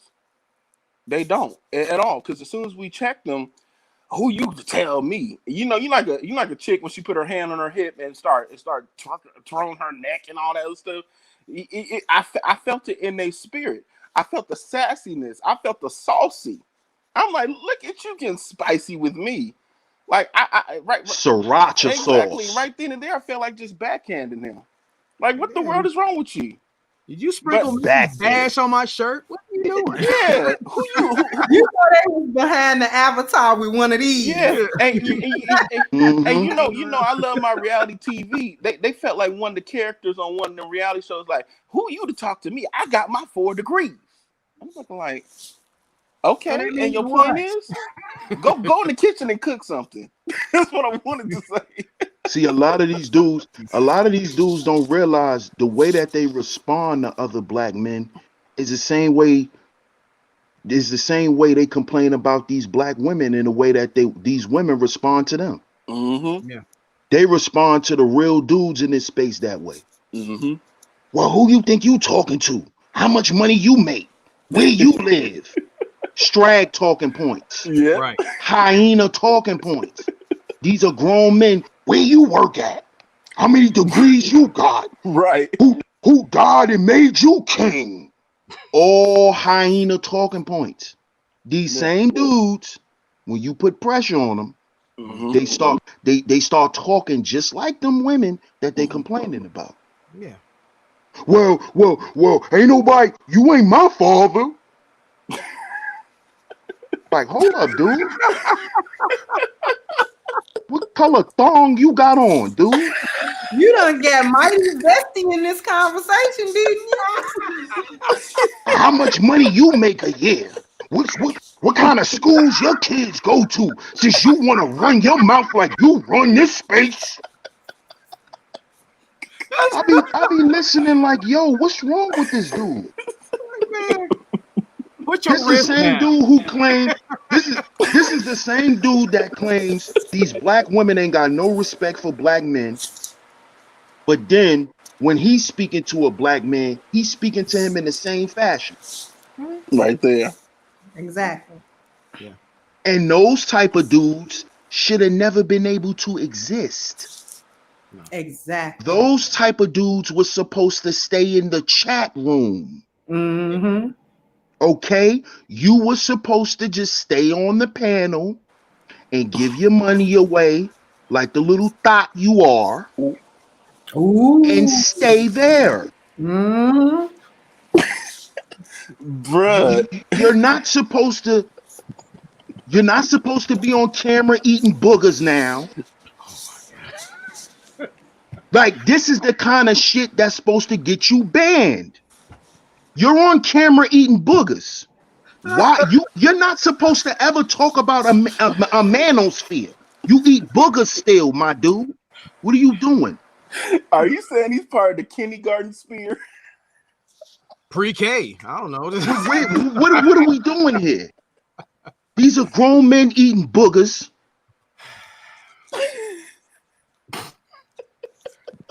Dudes is living like birds off water and seeds. Bro, you not supposed to be around here. You don't have nothing to offer. Sit down in the chat room. He was supposed to be told this. Oh my God. And if he didn't exercise this, he was supposed to be ostracized. And you know, we laughing because of the way she was saying it. But these are all facts. Facts, yep. They all facts. Bro, you 35 eating boogers. What are you doing? You borderline retarded. You 35 eating boogers. You need to get your mind checked. Something wrong with you. But you can sit here and talk manosphere shit. Mm-hmm. Why? How? Why? Oh, but I'm not supposed to say nothing. I'm gonna be the one to say something to all of y'all. Since they didn't want to grant an executioner, I hired myself. I'm a mercenary. Oh man. If you eat boogers on camera, I'm gonna call you out. If you're up here telling dudes they need to get in shape, but you want a bird diet, you eating like a parrot, watering seeds, you should not exist around here. Okay? You should not exist. Okay? You have claims of harassing females. Why are you around here? Get your weird ass back where you belong, over there with them weirdos. Oh man. You don't belong over here. But I understand why you feel like you have a place, because guys have made you feel comfortable. Oh man. This is what it is. This is the effect of doing things for numbers. And not doing things for truth. You just want to have shit going on so you could look like you got a bunch of people following. When you got a whole short bus following you. And y'all trying to be scholars. Short bus scholars. This is what we got going on here. And there was nobody around here to say, goodbye, you're excused. There was nobody around here to say, oh, that content does not qualify. Goodbye. Yes. Oh, you claiming to run women? Oh, you one of those? Oh, no, we have proof of you checking out, homie. Shorty told you to pull up and you checked out. Goodbye. We don't need your content because it's fake. You teaching men how to be fake. That's what you doing. You can't stand on something that you... Come on, bro. You up here having your little sexual memoirs about what you doing to women and then you fouling out. Stop. You should no longer exist around here. But we get it. This is the internet. This is the internet, and in cyber world, you can be whatever you want to be. So DS1, we have to let these guys be who they want to be, because then you're gonna be a cyber bully, and you know. Oh my God. That's what it is. That's what these guys start calling you when you just call them out for their shit. Yeah, you're a bully. I remember someone told Valdez, I'm like, what? You never heard the button turn off? Look, man. I was confused by that. Number one, I'm really trying to stop crying on camera because this is just too right. And hey, two, Valdez, what's good? I'm sorry, Ronin. Hey, Valdez. He said facts, and more facts. What's good, bro? Look, what's up, Valdez? I'm gonna definitely say this since Valdez is here. Just thanks to individuals like that, like a sheep, like a young manhood, like a bishop, BGS, and scores of others. Like I said, I still have hope for black men. because there are those who are fighting against the wave of stupidity.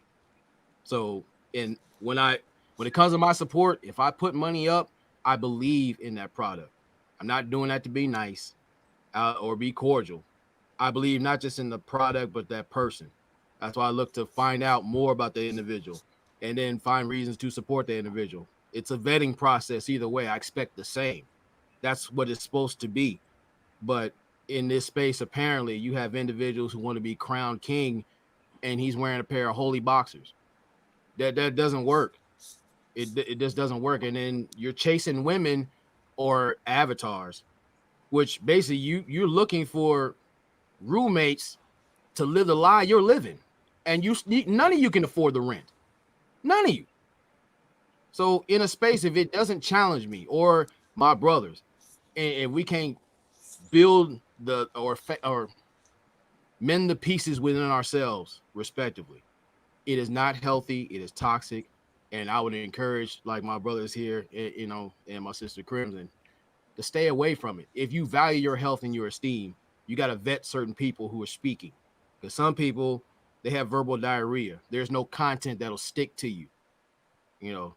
They're like the YouTube version of White Castle. Basically, just run it through your system. It's just something to have. That's cool, but it's not filling. Bruh, let me add my little 2 cents in that. I remember as a kid growing up where you couldn't speak when the grown men were speaking because you haven't been through nothing and you haven't seen enough for you to ask your input. And that's what I'm seeing online. I remember even just the church world and the street world. It was the same. Them old men, them grown men on the corner or in church, they would say, "Young man, what do you know about this?" And if you didn't know nothing, you got real quiet. You didn't say nothing else. They say, "Exactly. You don't know what you're talking about." This is what we got on here, where folks got on these panels. They became straight up possums and prostitutes. They were selling themselves for short change. They didn't even think about the long game, about making real money. They thought about them little penny pitching, running like a green leprechaun at the end of the rainbow. And some of them might be rainbow. You catch my drift? But they searching for the pot of gold, but it's like, bruh, you going the wrong way. You going the wrong avenue. And folks laid out a blueprint for you, but they were okay with just struggling. They were okay with being, mediocre, and was trying to tell them, Black Girl Tragic do that type of stuff. Go another route, so they can see better. But you doing the same blueprint of the tragic blueprint of the struggle Olympics and saying, "Oh, I'm going to do this." I'm like, do you see that didn't work? But you're okay with that. But it don't even make any sense. You got a hand up. Dance. How you doing, sweetheart? What's up, Angry Man? What's up, y'all? I see y'all up here cooking today. We have a Sunday dinner. We have a Sunday dinner. It's brunch.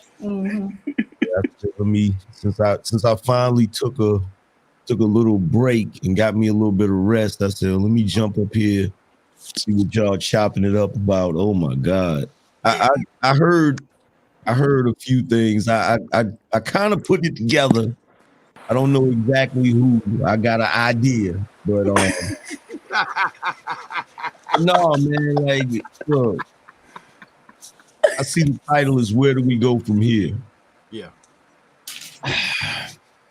I don't know what to say about where the whole thing is supposed to go, because y'all see me talking about something different. Because I'm tired of all of that goofiness, man. I'm sick of it, man. Like, part of the reason, the moment I started talking about politics, that was like garlic to a vampire to some of these niggas. Like, they just I don't see none of them niggas. Like, they're like, oh shit, this nigga talking about politics. Oh hell no. You know what I'm saying? Yeah, like, and they like, yo, you even got some people in the comment section talking about some, man, but you ain't talking about this topic and that topic. Like, cause you niggas, like, it ain't helping. When I talk about those topics, like, niggas be like, man, you know what you're talking about. So it's like, what are you supposed to do when niggas is listening to, man, bro, you got Negroes listening to people that can't even do the basic functions of normal everyday life. You feel what I'm saying? Like, how you? I'm not even gonna say it, man. I might say it for you. Because I'm not even gonna say it, man. Because if I say it, I'll revive that mug, and I ain't trying to revive that Negro. But bro, some people can't take a shower. Wow. We gonna talk about that, bitch. We're gonna talk about that tonight. Wow. Yeah, but first and foremost, I would like to sit there and throw a grenade on the whole Pookie and Ray Ray nonsense, because some of the most informative people that I've ran into are the so-called Pookies that people like to crucify online. Mm-hmm. And you start off like you're basing them on the access to women, and baby, we're the situation where they started at. I'm looking at the individual who grew from those situations, still took the lessons they took, and still mobbing on a different, battlefield as they're supposed to. So just like you say, you got like Sheep, Angry Man, a few others that put me on game to where, I know that angry G word and all that, but learning how to maneuver in a society that's not just cold, but unforgiving. So if you're talking about education, it's not limited to the halls of Howard or whatever you want to do, your halls of misinformation, which is something else. We're talking about actual real-time street knowledge information that I can translate into real-time benefits and gains. Exactly. Exactly. Because things need to be practical. That was actually, I think, one of the missing ingredients, but it was also one of the things that brothers like Sheep, like Valdez, was trying to give other men. This is you can't break it down no simpler than a list. This is how to be a man. Number one. Number two. Number three. We going back to number two. Okay, number two. Number three. Number four. Number five. This is how you do that now. Okay, but she came up with, this is your masculine tool belt. This is how to implement being a man. They got mad at Valdez because he said women were something that successful men needed access to, not men who had not fulfilled their purpose, had not found their purpose, had not done certain things in their lives as men. You don't get to play around with women because at a certain point in your life, she's just a distraction. You can't get nothing done with her. And it ain't just because of her, it's just because you ain't at that point yet in your life as a man. They got mad at that. Again, that internalized male misandry. Who has background noise? I think it's BJ. My bad.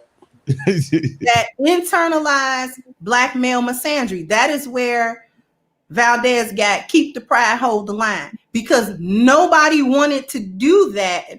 Who that nigga think he? Who that nigga on that nag? They didn't want him to say that.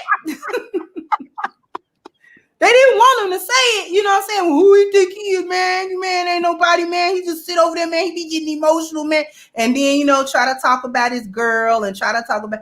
And it's like, I got a woman of flesh and blood. I don't have to blow her up or turn her into the manufacturers because a party's worn. She's a woman, and I have one of those. Man, he a simp. You need to check your masculinity for the fact that women don't come around you ever. But see, that's the confusing part to me.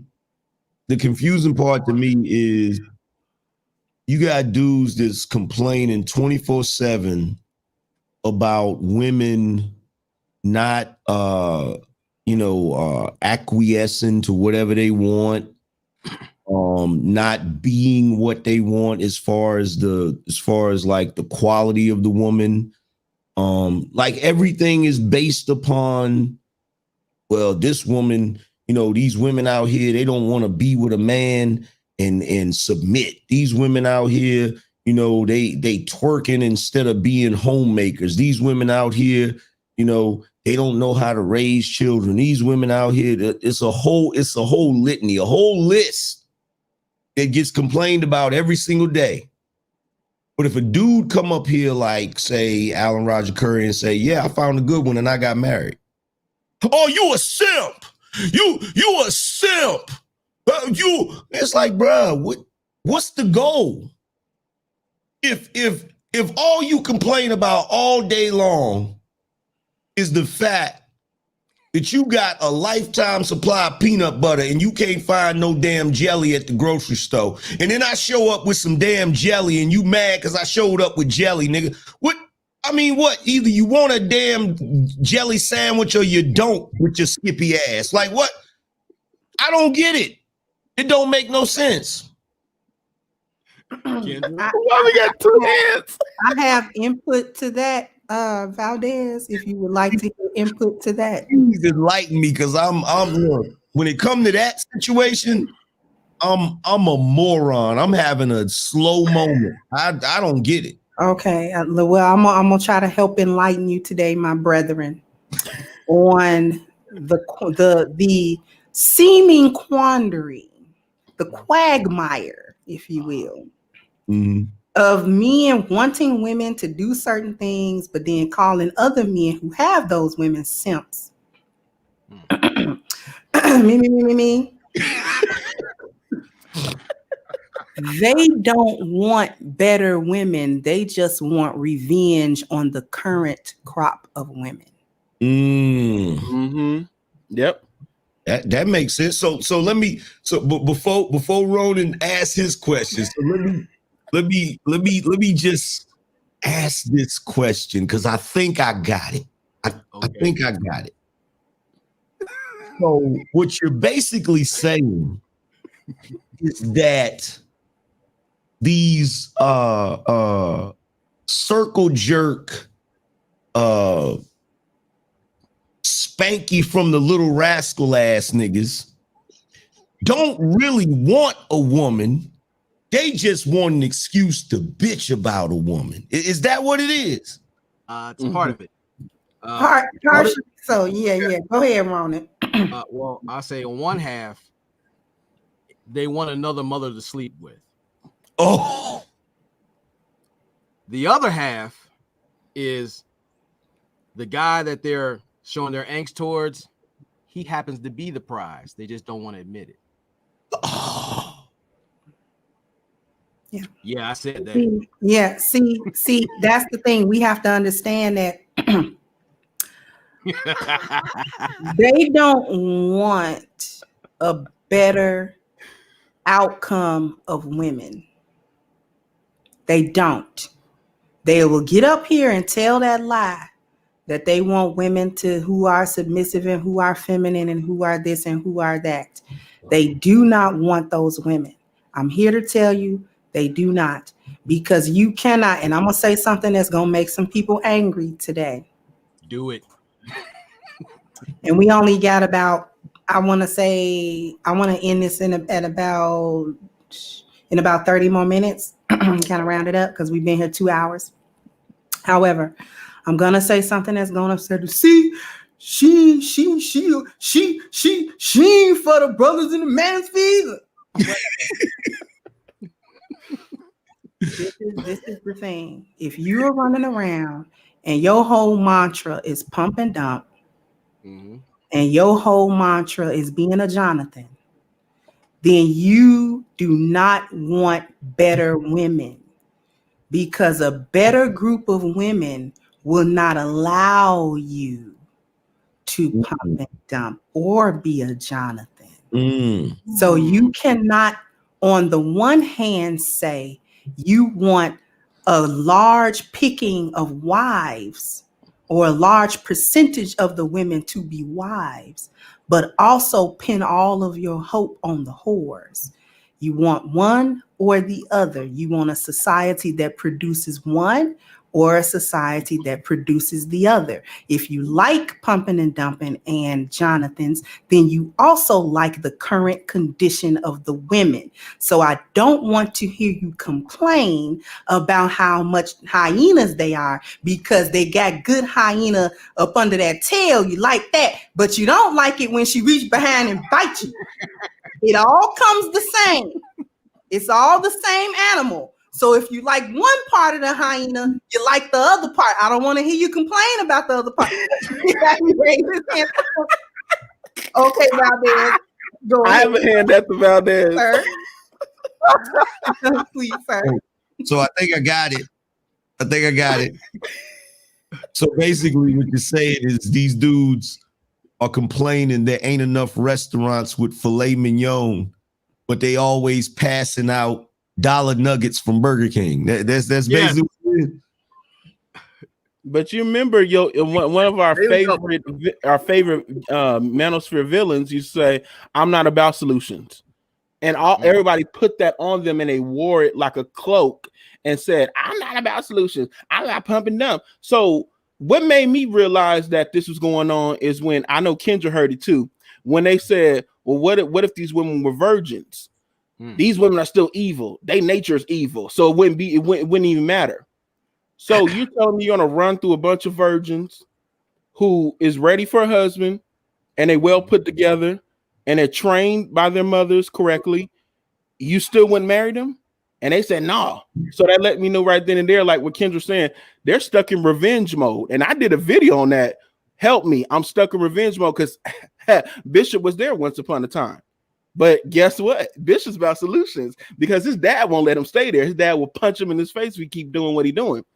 But we try to virtually punch some dudes in the face, and they fell to the floor before we even swung.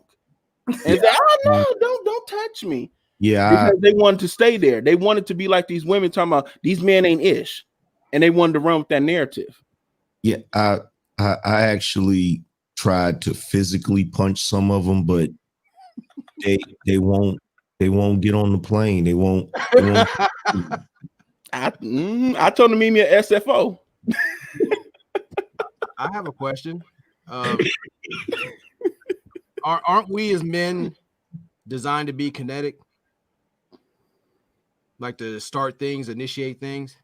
Then inherently, aren't we supposed to take responsibility of creating the very problem we're bitching about in many ways? Because some of these individuals, they're upset they didn't turn a virgin into a strag, or they didn't revert a strag into a super strag. That's what I'm starting to see nowadays. Now, it's not even about laying up with the woman. It's about, getting his vengeance and his penance and them panties, and then having something to complain about. So it's kind of like, you're on a 10 speed, you're going, top speed, you take a stick and you stick it between the spokes and you hit a car, and then you start blaming somebody else. Brother Sheep has a question. It's a great class. It's actually a statement. I think actually what we're dealing with is we're dealing with a bunch of guys who wanted to be male whores, but they never had a chance to. They wanted to be, hot dick Ray Ray in the hood, who run around with his shirt off all day, smelling like boiled onions with a moist dick, because he just came out the hallway with big booty Keisha out the incinerator. A lot of these guys wanted to be him, and they never had the chance. I can attest to that because I had a 4-hour interview, offshoot interview, asking like, why does a certain woman respond to me a certain way? And it threw me off because like, you could do your thing if you actually be yourself or improve yourself. No, I kept hearing about self-abasing qualities about him. It's like, if you are telling me this stuff about yourself and I'm seeing this, what do you think she gonna see? You are not sold on you. So you're a shitty salesman. And 2, if you are smashing the hell out your purpose, panties will drop along the way on purpose. But that's a wild theory. I don't know. That's just me. Well, here's the thing that I see. This is what I noticed. Right now, when I was in school, I actually learned a couple of things. One of the things I learned was supply and demand in economics. And what I learned about supply and demand is that if there is a demand for a product, the market will supply it. So if you have a bunch of cheesy dick knuckle ninjas running around here wanting to pump and dump, then the market is going to supply something that you can pump and dump.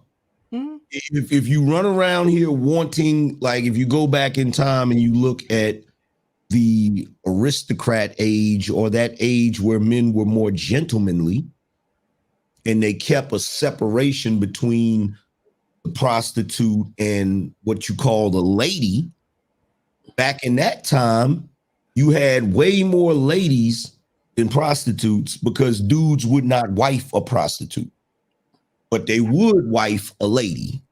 Mm-hmm. So there was more of a demand for a good, wholesome woman. And at the very least, you got some dudes that'll argue, oh, well, it wasn't the fact that they were wholesome. It was the fact that they hid the prostitution, or they hid the behavior. And it's like,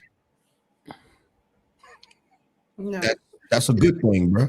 Well, see, those types of statements help us to understand that these very individuals have no idea about female nature. No, they don't. They don't. There is nothing more effective to a woman than social shame. We are social creatures more so than men. We rely upon societal norms and cultures, what a society will accept and what it will not accept.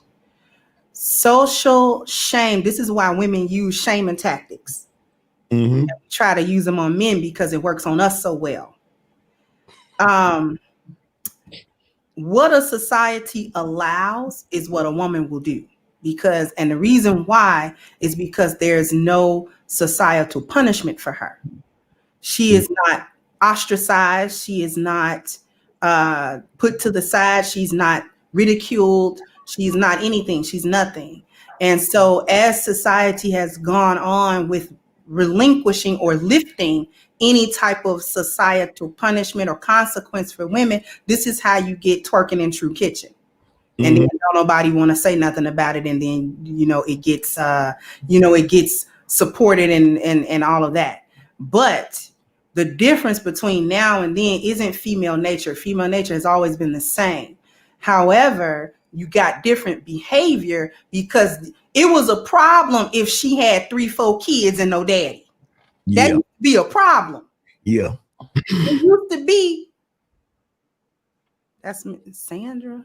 No, she can't come around us and our husbands. Her kids can't play with our kids and stuff like that. She can't. I don't want my daughter playing with her daughter because her daughter fast, and she'll make my daughter fast. And we don't. And my husband is not gonna like that. He's gonna blame me for my daughter being fast, all because I let her be around Miss Sandra's daughter. So there was a stigma to women, and it works for women.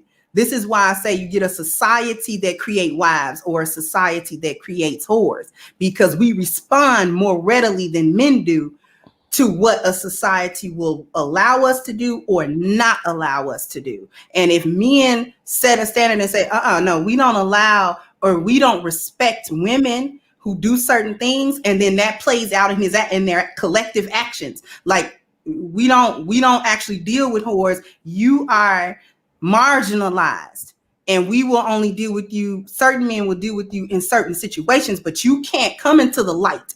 You can't be on my arm. You can't be walking with me and people know I deal with you. You can't do it. And once women understand that, okay, I'm not going to be able to later on even switch that up. Let me act right now, so that a man will be able to do this with me and not hide me in the back. But anyway, Yeah, and in exile too. yeah. Mhm. Exile too. It's like, oh, you wanna run out here and be fast and get pregnant? Guess what? We're gonna send your ass down south. Yes. Yeah. Yeah. So because we not gonna have you up here making the whole family look bad with this type of Jezebel behavior. Like Mhm. all of these things used to occur in the Black community, and now it's like it's almost, it used to be where it got to the point in the 90s where it was accepted. Now it's went from acceptance to worship. Mm-hmm. Yep. Like it's the good thing for you to, like, it's the badge of honor Yeah. for you to have, children out of wedlock and just be running around here wild and doing all types of, it's ridiculous. And you know, I got argued down about that when I said our former exile, being exiled, was going to sound. Someone said that's not the same thing as other cultures. I'm like, well, it was for Black culture where you got sent away, because they used to like, she not gonna get pregnant on my watch. Like, and we're gonna make sure that Auntie Jessie and Uncle John is gonna raise that child as one of theirs. We used to send them to someone that couldn't have kids, someone that had the least amount of kids, and they wanted more kids, and we'll send them to them.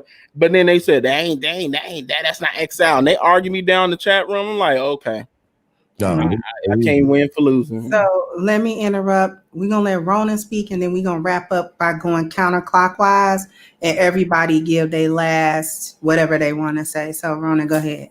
Well, I had a question. It's like, how can an individual who, works at FedEx or whatnot enter a room and make someone who makes far more money than me feel uncomfortable when the women in the room they're trying to talk to seem to relate to me? I was just trying to understand that situation.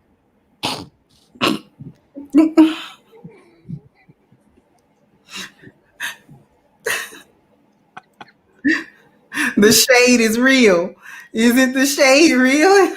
I'm just saying, I'm trying to figure out how, I feel the same way, Ronan. I'm trying to figure out how I could come on YouTube and you got dudes that are supposed to be highly educated, they're so technical, you could tell that they're highly educated because they talk like this, and they know everything, and they're the best people on the planet, and they've never committed a crime, and they've done everything they're supposed to do, and yeah, we're just, we're the best, we're the cream of the crop. And then when the women start looking at me or watching my show, they running behind the scenes talking about something. Don't watch him. I wouldn't watch him if I were you. Like, how am I getting virtually dirty, Mac? I didn't even know that was possible, bro. I didn't know that was a possibility. The possibility of sex From an avatar. From an avatar, bro. You got dudes that's across the pond, deeply in love with an avatar. Like, hey, I attribute that to Sabu magic. I didn't catch a spell, but maybe, I don't know, I missed something. and the side boob wasn't all that great anyway. A little saggy in the corner, but that's. I thought the XFL was canceled. Oh, Apparently not. Or do these guys like arena football? well, there was an avatar with a strong safety with some saggy titties, and just happened to like want to put a channel up. I mean, look, just Xavier, number 49. yeah. The cornerback for the Maggle Dolphins. Talking about the one that eat boogers that vouch for them. Oh yeah. He's the He's the gold minder. Yeah, he's the coach. I missed some. Who's eating boogers? Your man, fantastic. I'm gonna go ahead and say, I ain't scared of none of these niggas. Your man was in this car on camera eating boogers. Your man, he tried to, how when you got that little, see this, listen, fellas. this is where Fanny Pack Kev. This is where he helps. God. Get you the shit to cut your hairs and your nose, man. Cause sometimes you might think that little string is dry. And that shit starts stretching like slime. Ain't no but slimy dreadlock. Nigga pull out a membrane out his nose. So he's sitting there on his live and shit. He playing with it, thinking it's dry. Like he keep, you know how a nigga keep. You didn't go into detail about that. That's when you know it's itching. He kept doing this. I'm like, what is this nigga? I'm like, oh, he trying to pick the booger. He think he's slick. I know all them games. I grew up with niggas that eat boogers, so I know. We from the hood. Don't tell me you ain't grow up with a nigga that ate they boogers. Man, look, that's the most disgusting thing I ever seen. Ever. But some of my main homies was eating they boogers when we was little. Yo, I caught dudes doing it like delicacy status. Yeah. Look at the finger, look at the booger and everything. Am I lying, bro? Like caught them looking at it like this. Looking at it and then eat it. Looking and then be like this. You be like, yup, like it's a grape. What you just did, like nigga just ate a crunchy one. Now you talking about a kindergartner? No, we talking about a grown man who, what do you call himself? The big baby or some shit? What do you call himself? Hey, I tell you what else you catch niggas doing. You catch them doing this shit too. Oh yeah. On camera? Yeah. See, this is why this is why I take a shower and wash my face before I come on camera. I be seeing. I think I'll be lying, but I'll be telling the truth.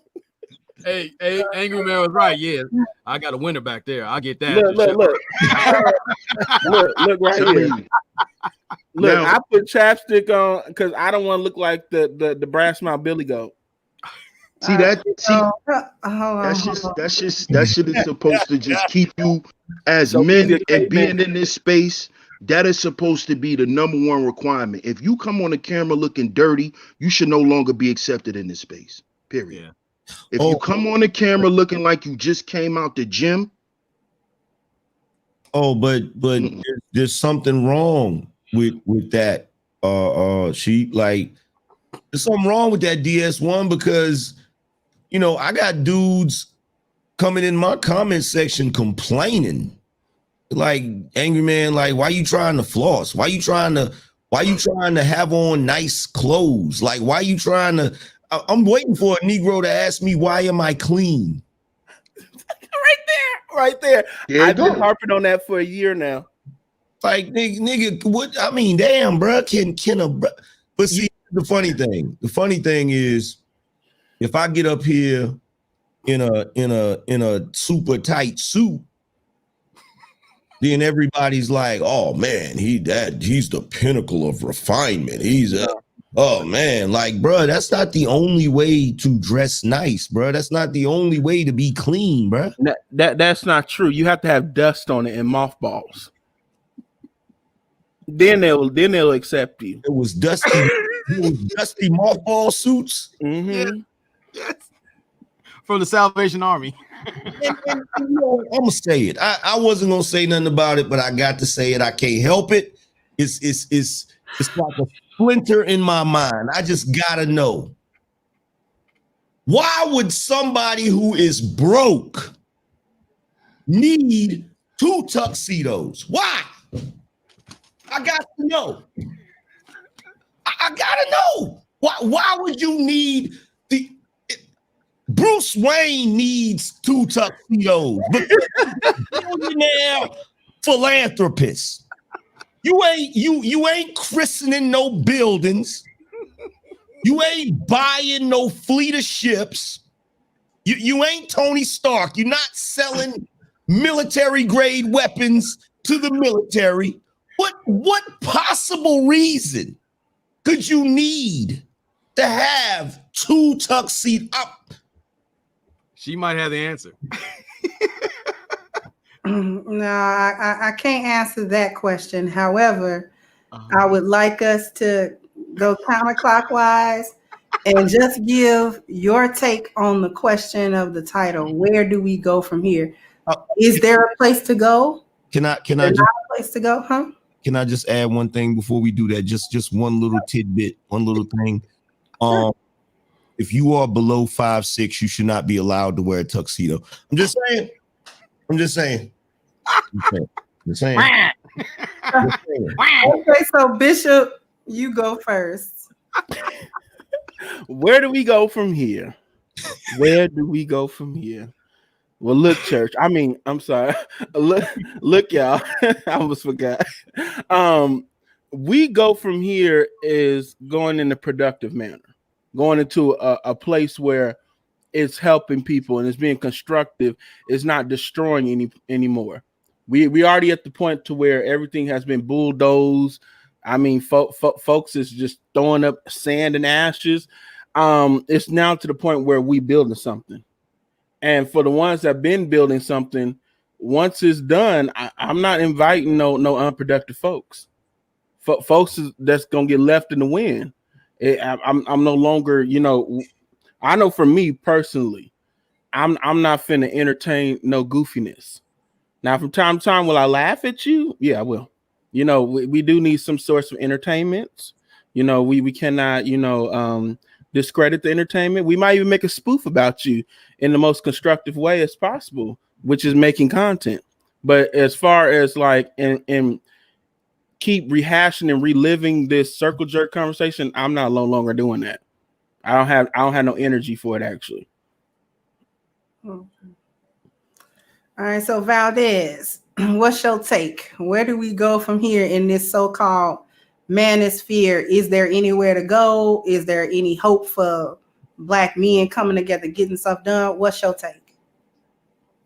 Oh, well, first of all, to my man Choo Choo, you good, bro. You might be 5'6", but you actually a grown man. That's the difference. Here's the thing. Where we gotta go from here is we have to get to a point where we're not doing the same goofy circle jerk, because you got a lot of guys, they're just stuck on one thing. You know what I'm saying? They're stuck. They don't know how to progress. They don't know how to improve on themselves. If they did, you would see a natural progression to what they're talking about. You would see some substance in what they're talking about. You don't see any substance in what they're talking about. Now, all of us are content creators. I've seen DS1 constantly give dudes practical solutions.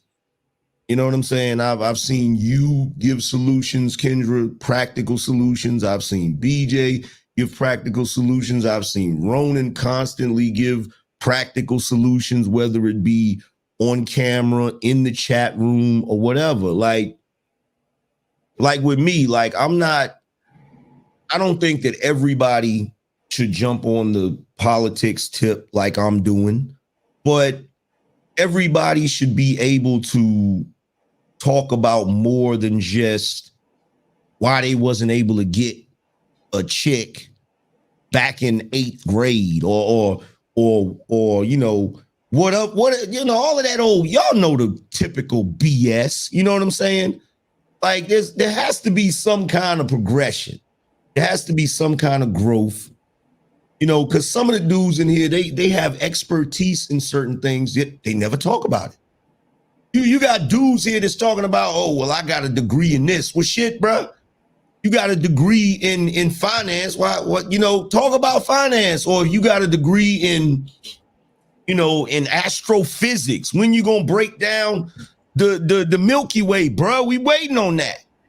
You feel what I'm saying? You got dudes that say they're in tech, but every time I come across them, they want to complain to me about why I'm saying that men should do X, Y, Z in reference to women. Like, bro, that's not your wheelhouse. You feel me? If you a Poindexter ass Steve Urkel dude, be a Poindexter ass Steve Urkel dude. Why is you trying to jump in the realm of Derek Jackson? You're not a 6'2" muscular dude that know how to freaking pander to women. That's his realm. You feel me? You can talk about him, but you can't be like him if you're -5'2" and not very muscular, but more round and pudgy like and spongy. Anyway, we gotta get past the point to where dudes gotta start acting like men. That's really what we gotta do. You gotta start acting like men, and there's too many dudes here that just refuse to grow up. That's really all it's really boiling down to. They refuse to grow up, and they find other guys here that have the same mantra. So it makes it easy for them to continue living in this sort of arrested development state where they can just hang out with Spanky and the little rascals, and talk shit about Alfalfa because Darla blew him a kiss. It's some bullshit. We just got to move on and talk about worldly things, talk about things that actually help us improve. You feel me? Sheep. Go ahead, sweetie. Well, I'm gonna just say the way we move on, man, is just us on the panel, for us to just continue to do what we've been doing and stay in the course, because we the only ones that have been moving forward. I saw somebody a while ago in the chat say the gender war is over. It's not. How is the gender war over when, we have this whole argument? We have a new beef. Derek Jackson and Fanny Pat Kev, they beefing, which is a battle over women. What narrative is the women gonna accept? So the gender war is not over. You got cocktails with hens. They over there. The gender war is not over. So what we got to do from here on out is just stay the course on what we doing in our content and showing people that, listen, if y'all want to stay stuck, y'all can stay stuck. Because like I said in my stream, man, you got to make a choice to live. Dying is inevitable, and in this system, suffering is the norm. So you got to make a choice to live. So that's my piece, because we gotta let these dudes just continue to do what they do, because they're gonna self-destruct with their behavior. They're gonna self-destruct because once they find out about Jessica Xavier, we'll see where this space lies. I mean, All right. Well, I'll definitely say it's not only as content creators, it is our responsibility not just lead by example, but we need to provide homework for those who don't know the way.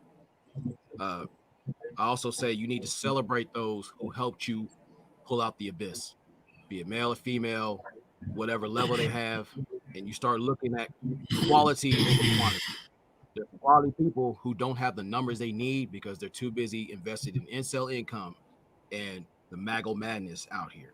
So if you're worried about the numbers, worry about the difference you're making on and offline. If you're able to mentor offline, which I've been able to do, that is the stuff that matters, because what you're looking at is not just the whole cash apps and whatnot, but testimonies. See about who you've affected in a positive manner, because that lasts longer than a little cash app that you spent for your light bill or whatever nonsense that you didn't pay for. So my thing is closing is like, learn to celebrate the OGs that brought you forward. Learn to maintain the standards and the importance and understanding the necessity of not just understanding masculine principles and placement, but then learning how to evolve yourself to learn female nature. That way you can have a balance rather than, callous knuckles and a high phone bill. That's just my stance. And a bunch of computers crashing through the porn. Wow. With viruses. That's crazy. People still get those. Anyway. Just based on some of the shots I'm hearing getting fired, you guys have convinced me that I have missed absolutely nothing. No, you have not. No, you have not. It show. Oh my God. Where do we go from here? I think those of us who were honest to begin with on why we were here in the first place are able to continue as we were, because we were always looking to progress. We were always looking to resolve the issues personally and in our immediate environments and around us. We were always looking for that. Those who were dishonest about it will always be dishonest about why they're doing things, jumping on the next fad. So where we go from here is where we've always been going, because those of us who were moving, I'll put it like this. The only people worried about where we going from here is the ones who are moving anyway. The other people, you just jump on the bandwagon. It ain't none of your business where we going, because you don't put in on this. You don't have any long-lasting support and no truthful support. So when you pop up from the mobile bando to ask where we going, I'm going to send out the memo that nobody in charge answer you.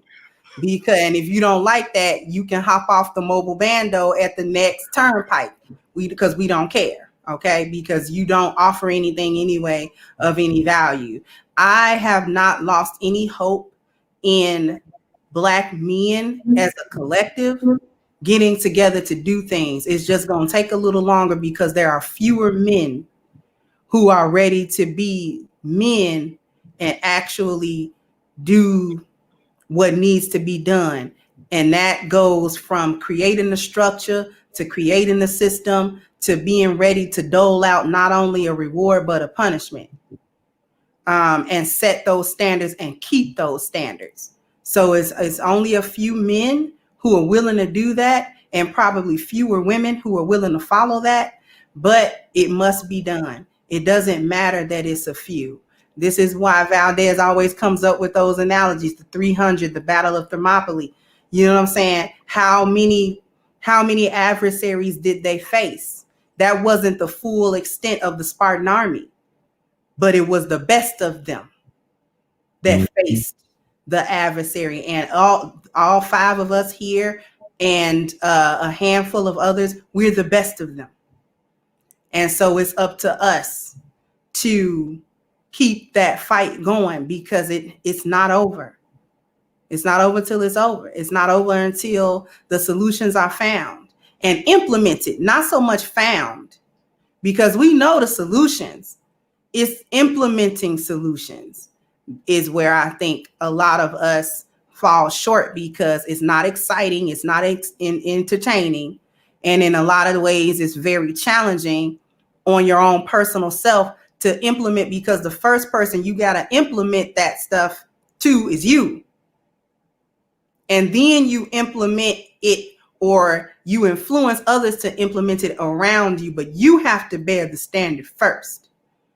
So with that being said, I want to go back, and I'm so sorry if I missed anybody's super chat. However, the last two that I see, I want to say thank you to Brilliance. So Kendra having a roast for Sunday dinner. And I also want to say thank you to Fit Feminine Over 40. So a proven success system created to motivate, inspire, and transform men's lives in many areas has been created by Father's Time at theblackstaruniversity.com. And I appreciate you saying that, because the 10 life values, the Black Father's Times, Fatherhood Academy, all of those things are solution-based, and that give us a practical look, particularly Black men, a practical look at their own selves, their own circumstances, and not for the purpose of bashing them or saying you ain't nothing, but for the purpose so that they can see truly where they are and then give them steps. This is how you get out of this. This is how you improve. This is how you strive for excellence. This is how you become the best version of you that you can possibly be.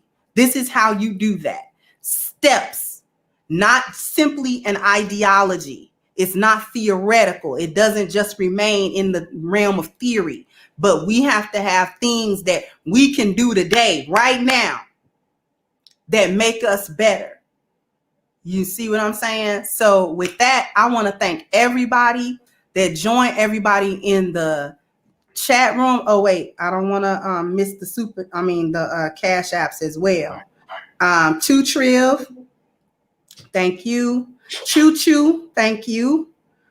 Thriller, Darkness, AB, and I think I said MLR earlier. So I want to thank everyone for coming in. I want to thank my brothers for joining me on the panel today for an awesome discussion. Of course, all of you all are always welcome here. You know what I'm saying? I love talking with my brothers. So thank everyone. Oh, one more thing before I go. For a limited time only, we are having a holiday sale on A Game. So instead of getting a 10% discount, you're getting a 20% discount using the code Kendra20. All right. There we go. There we go. Ronin got that A Game and BJ got that A Game. You see what I'm saying? Oh, you know what? I feel left out. That's messed up. I'm slipping. I got to get on point. You got to get on board with this A Game. It's I'm telling you. I got it. What is it's a supplement. My order coming in again. It's a supplement, right? Oh, yeah.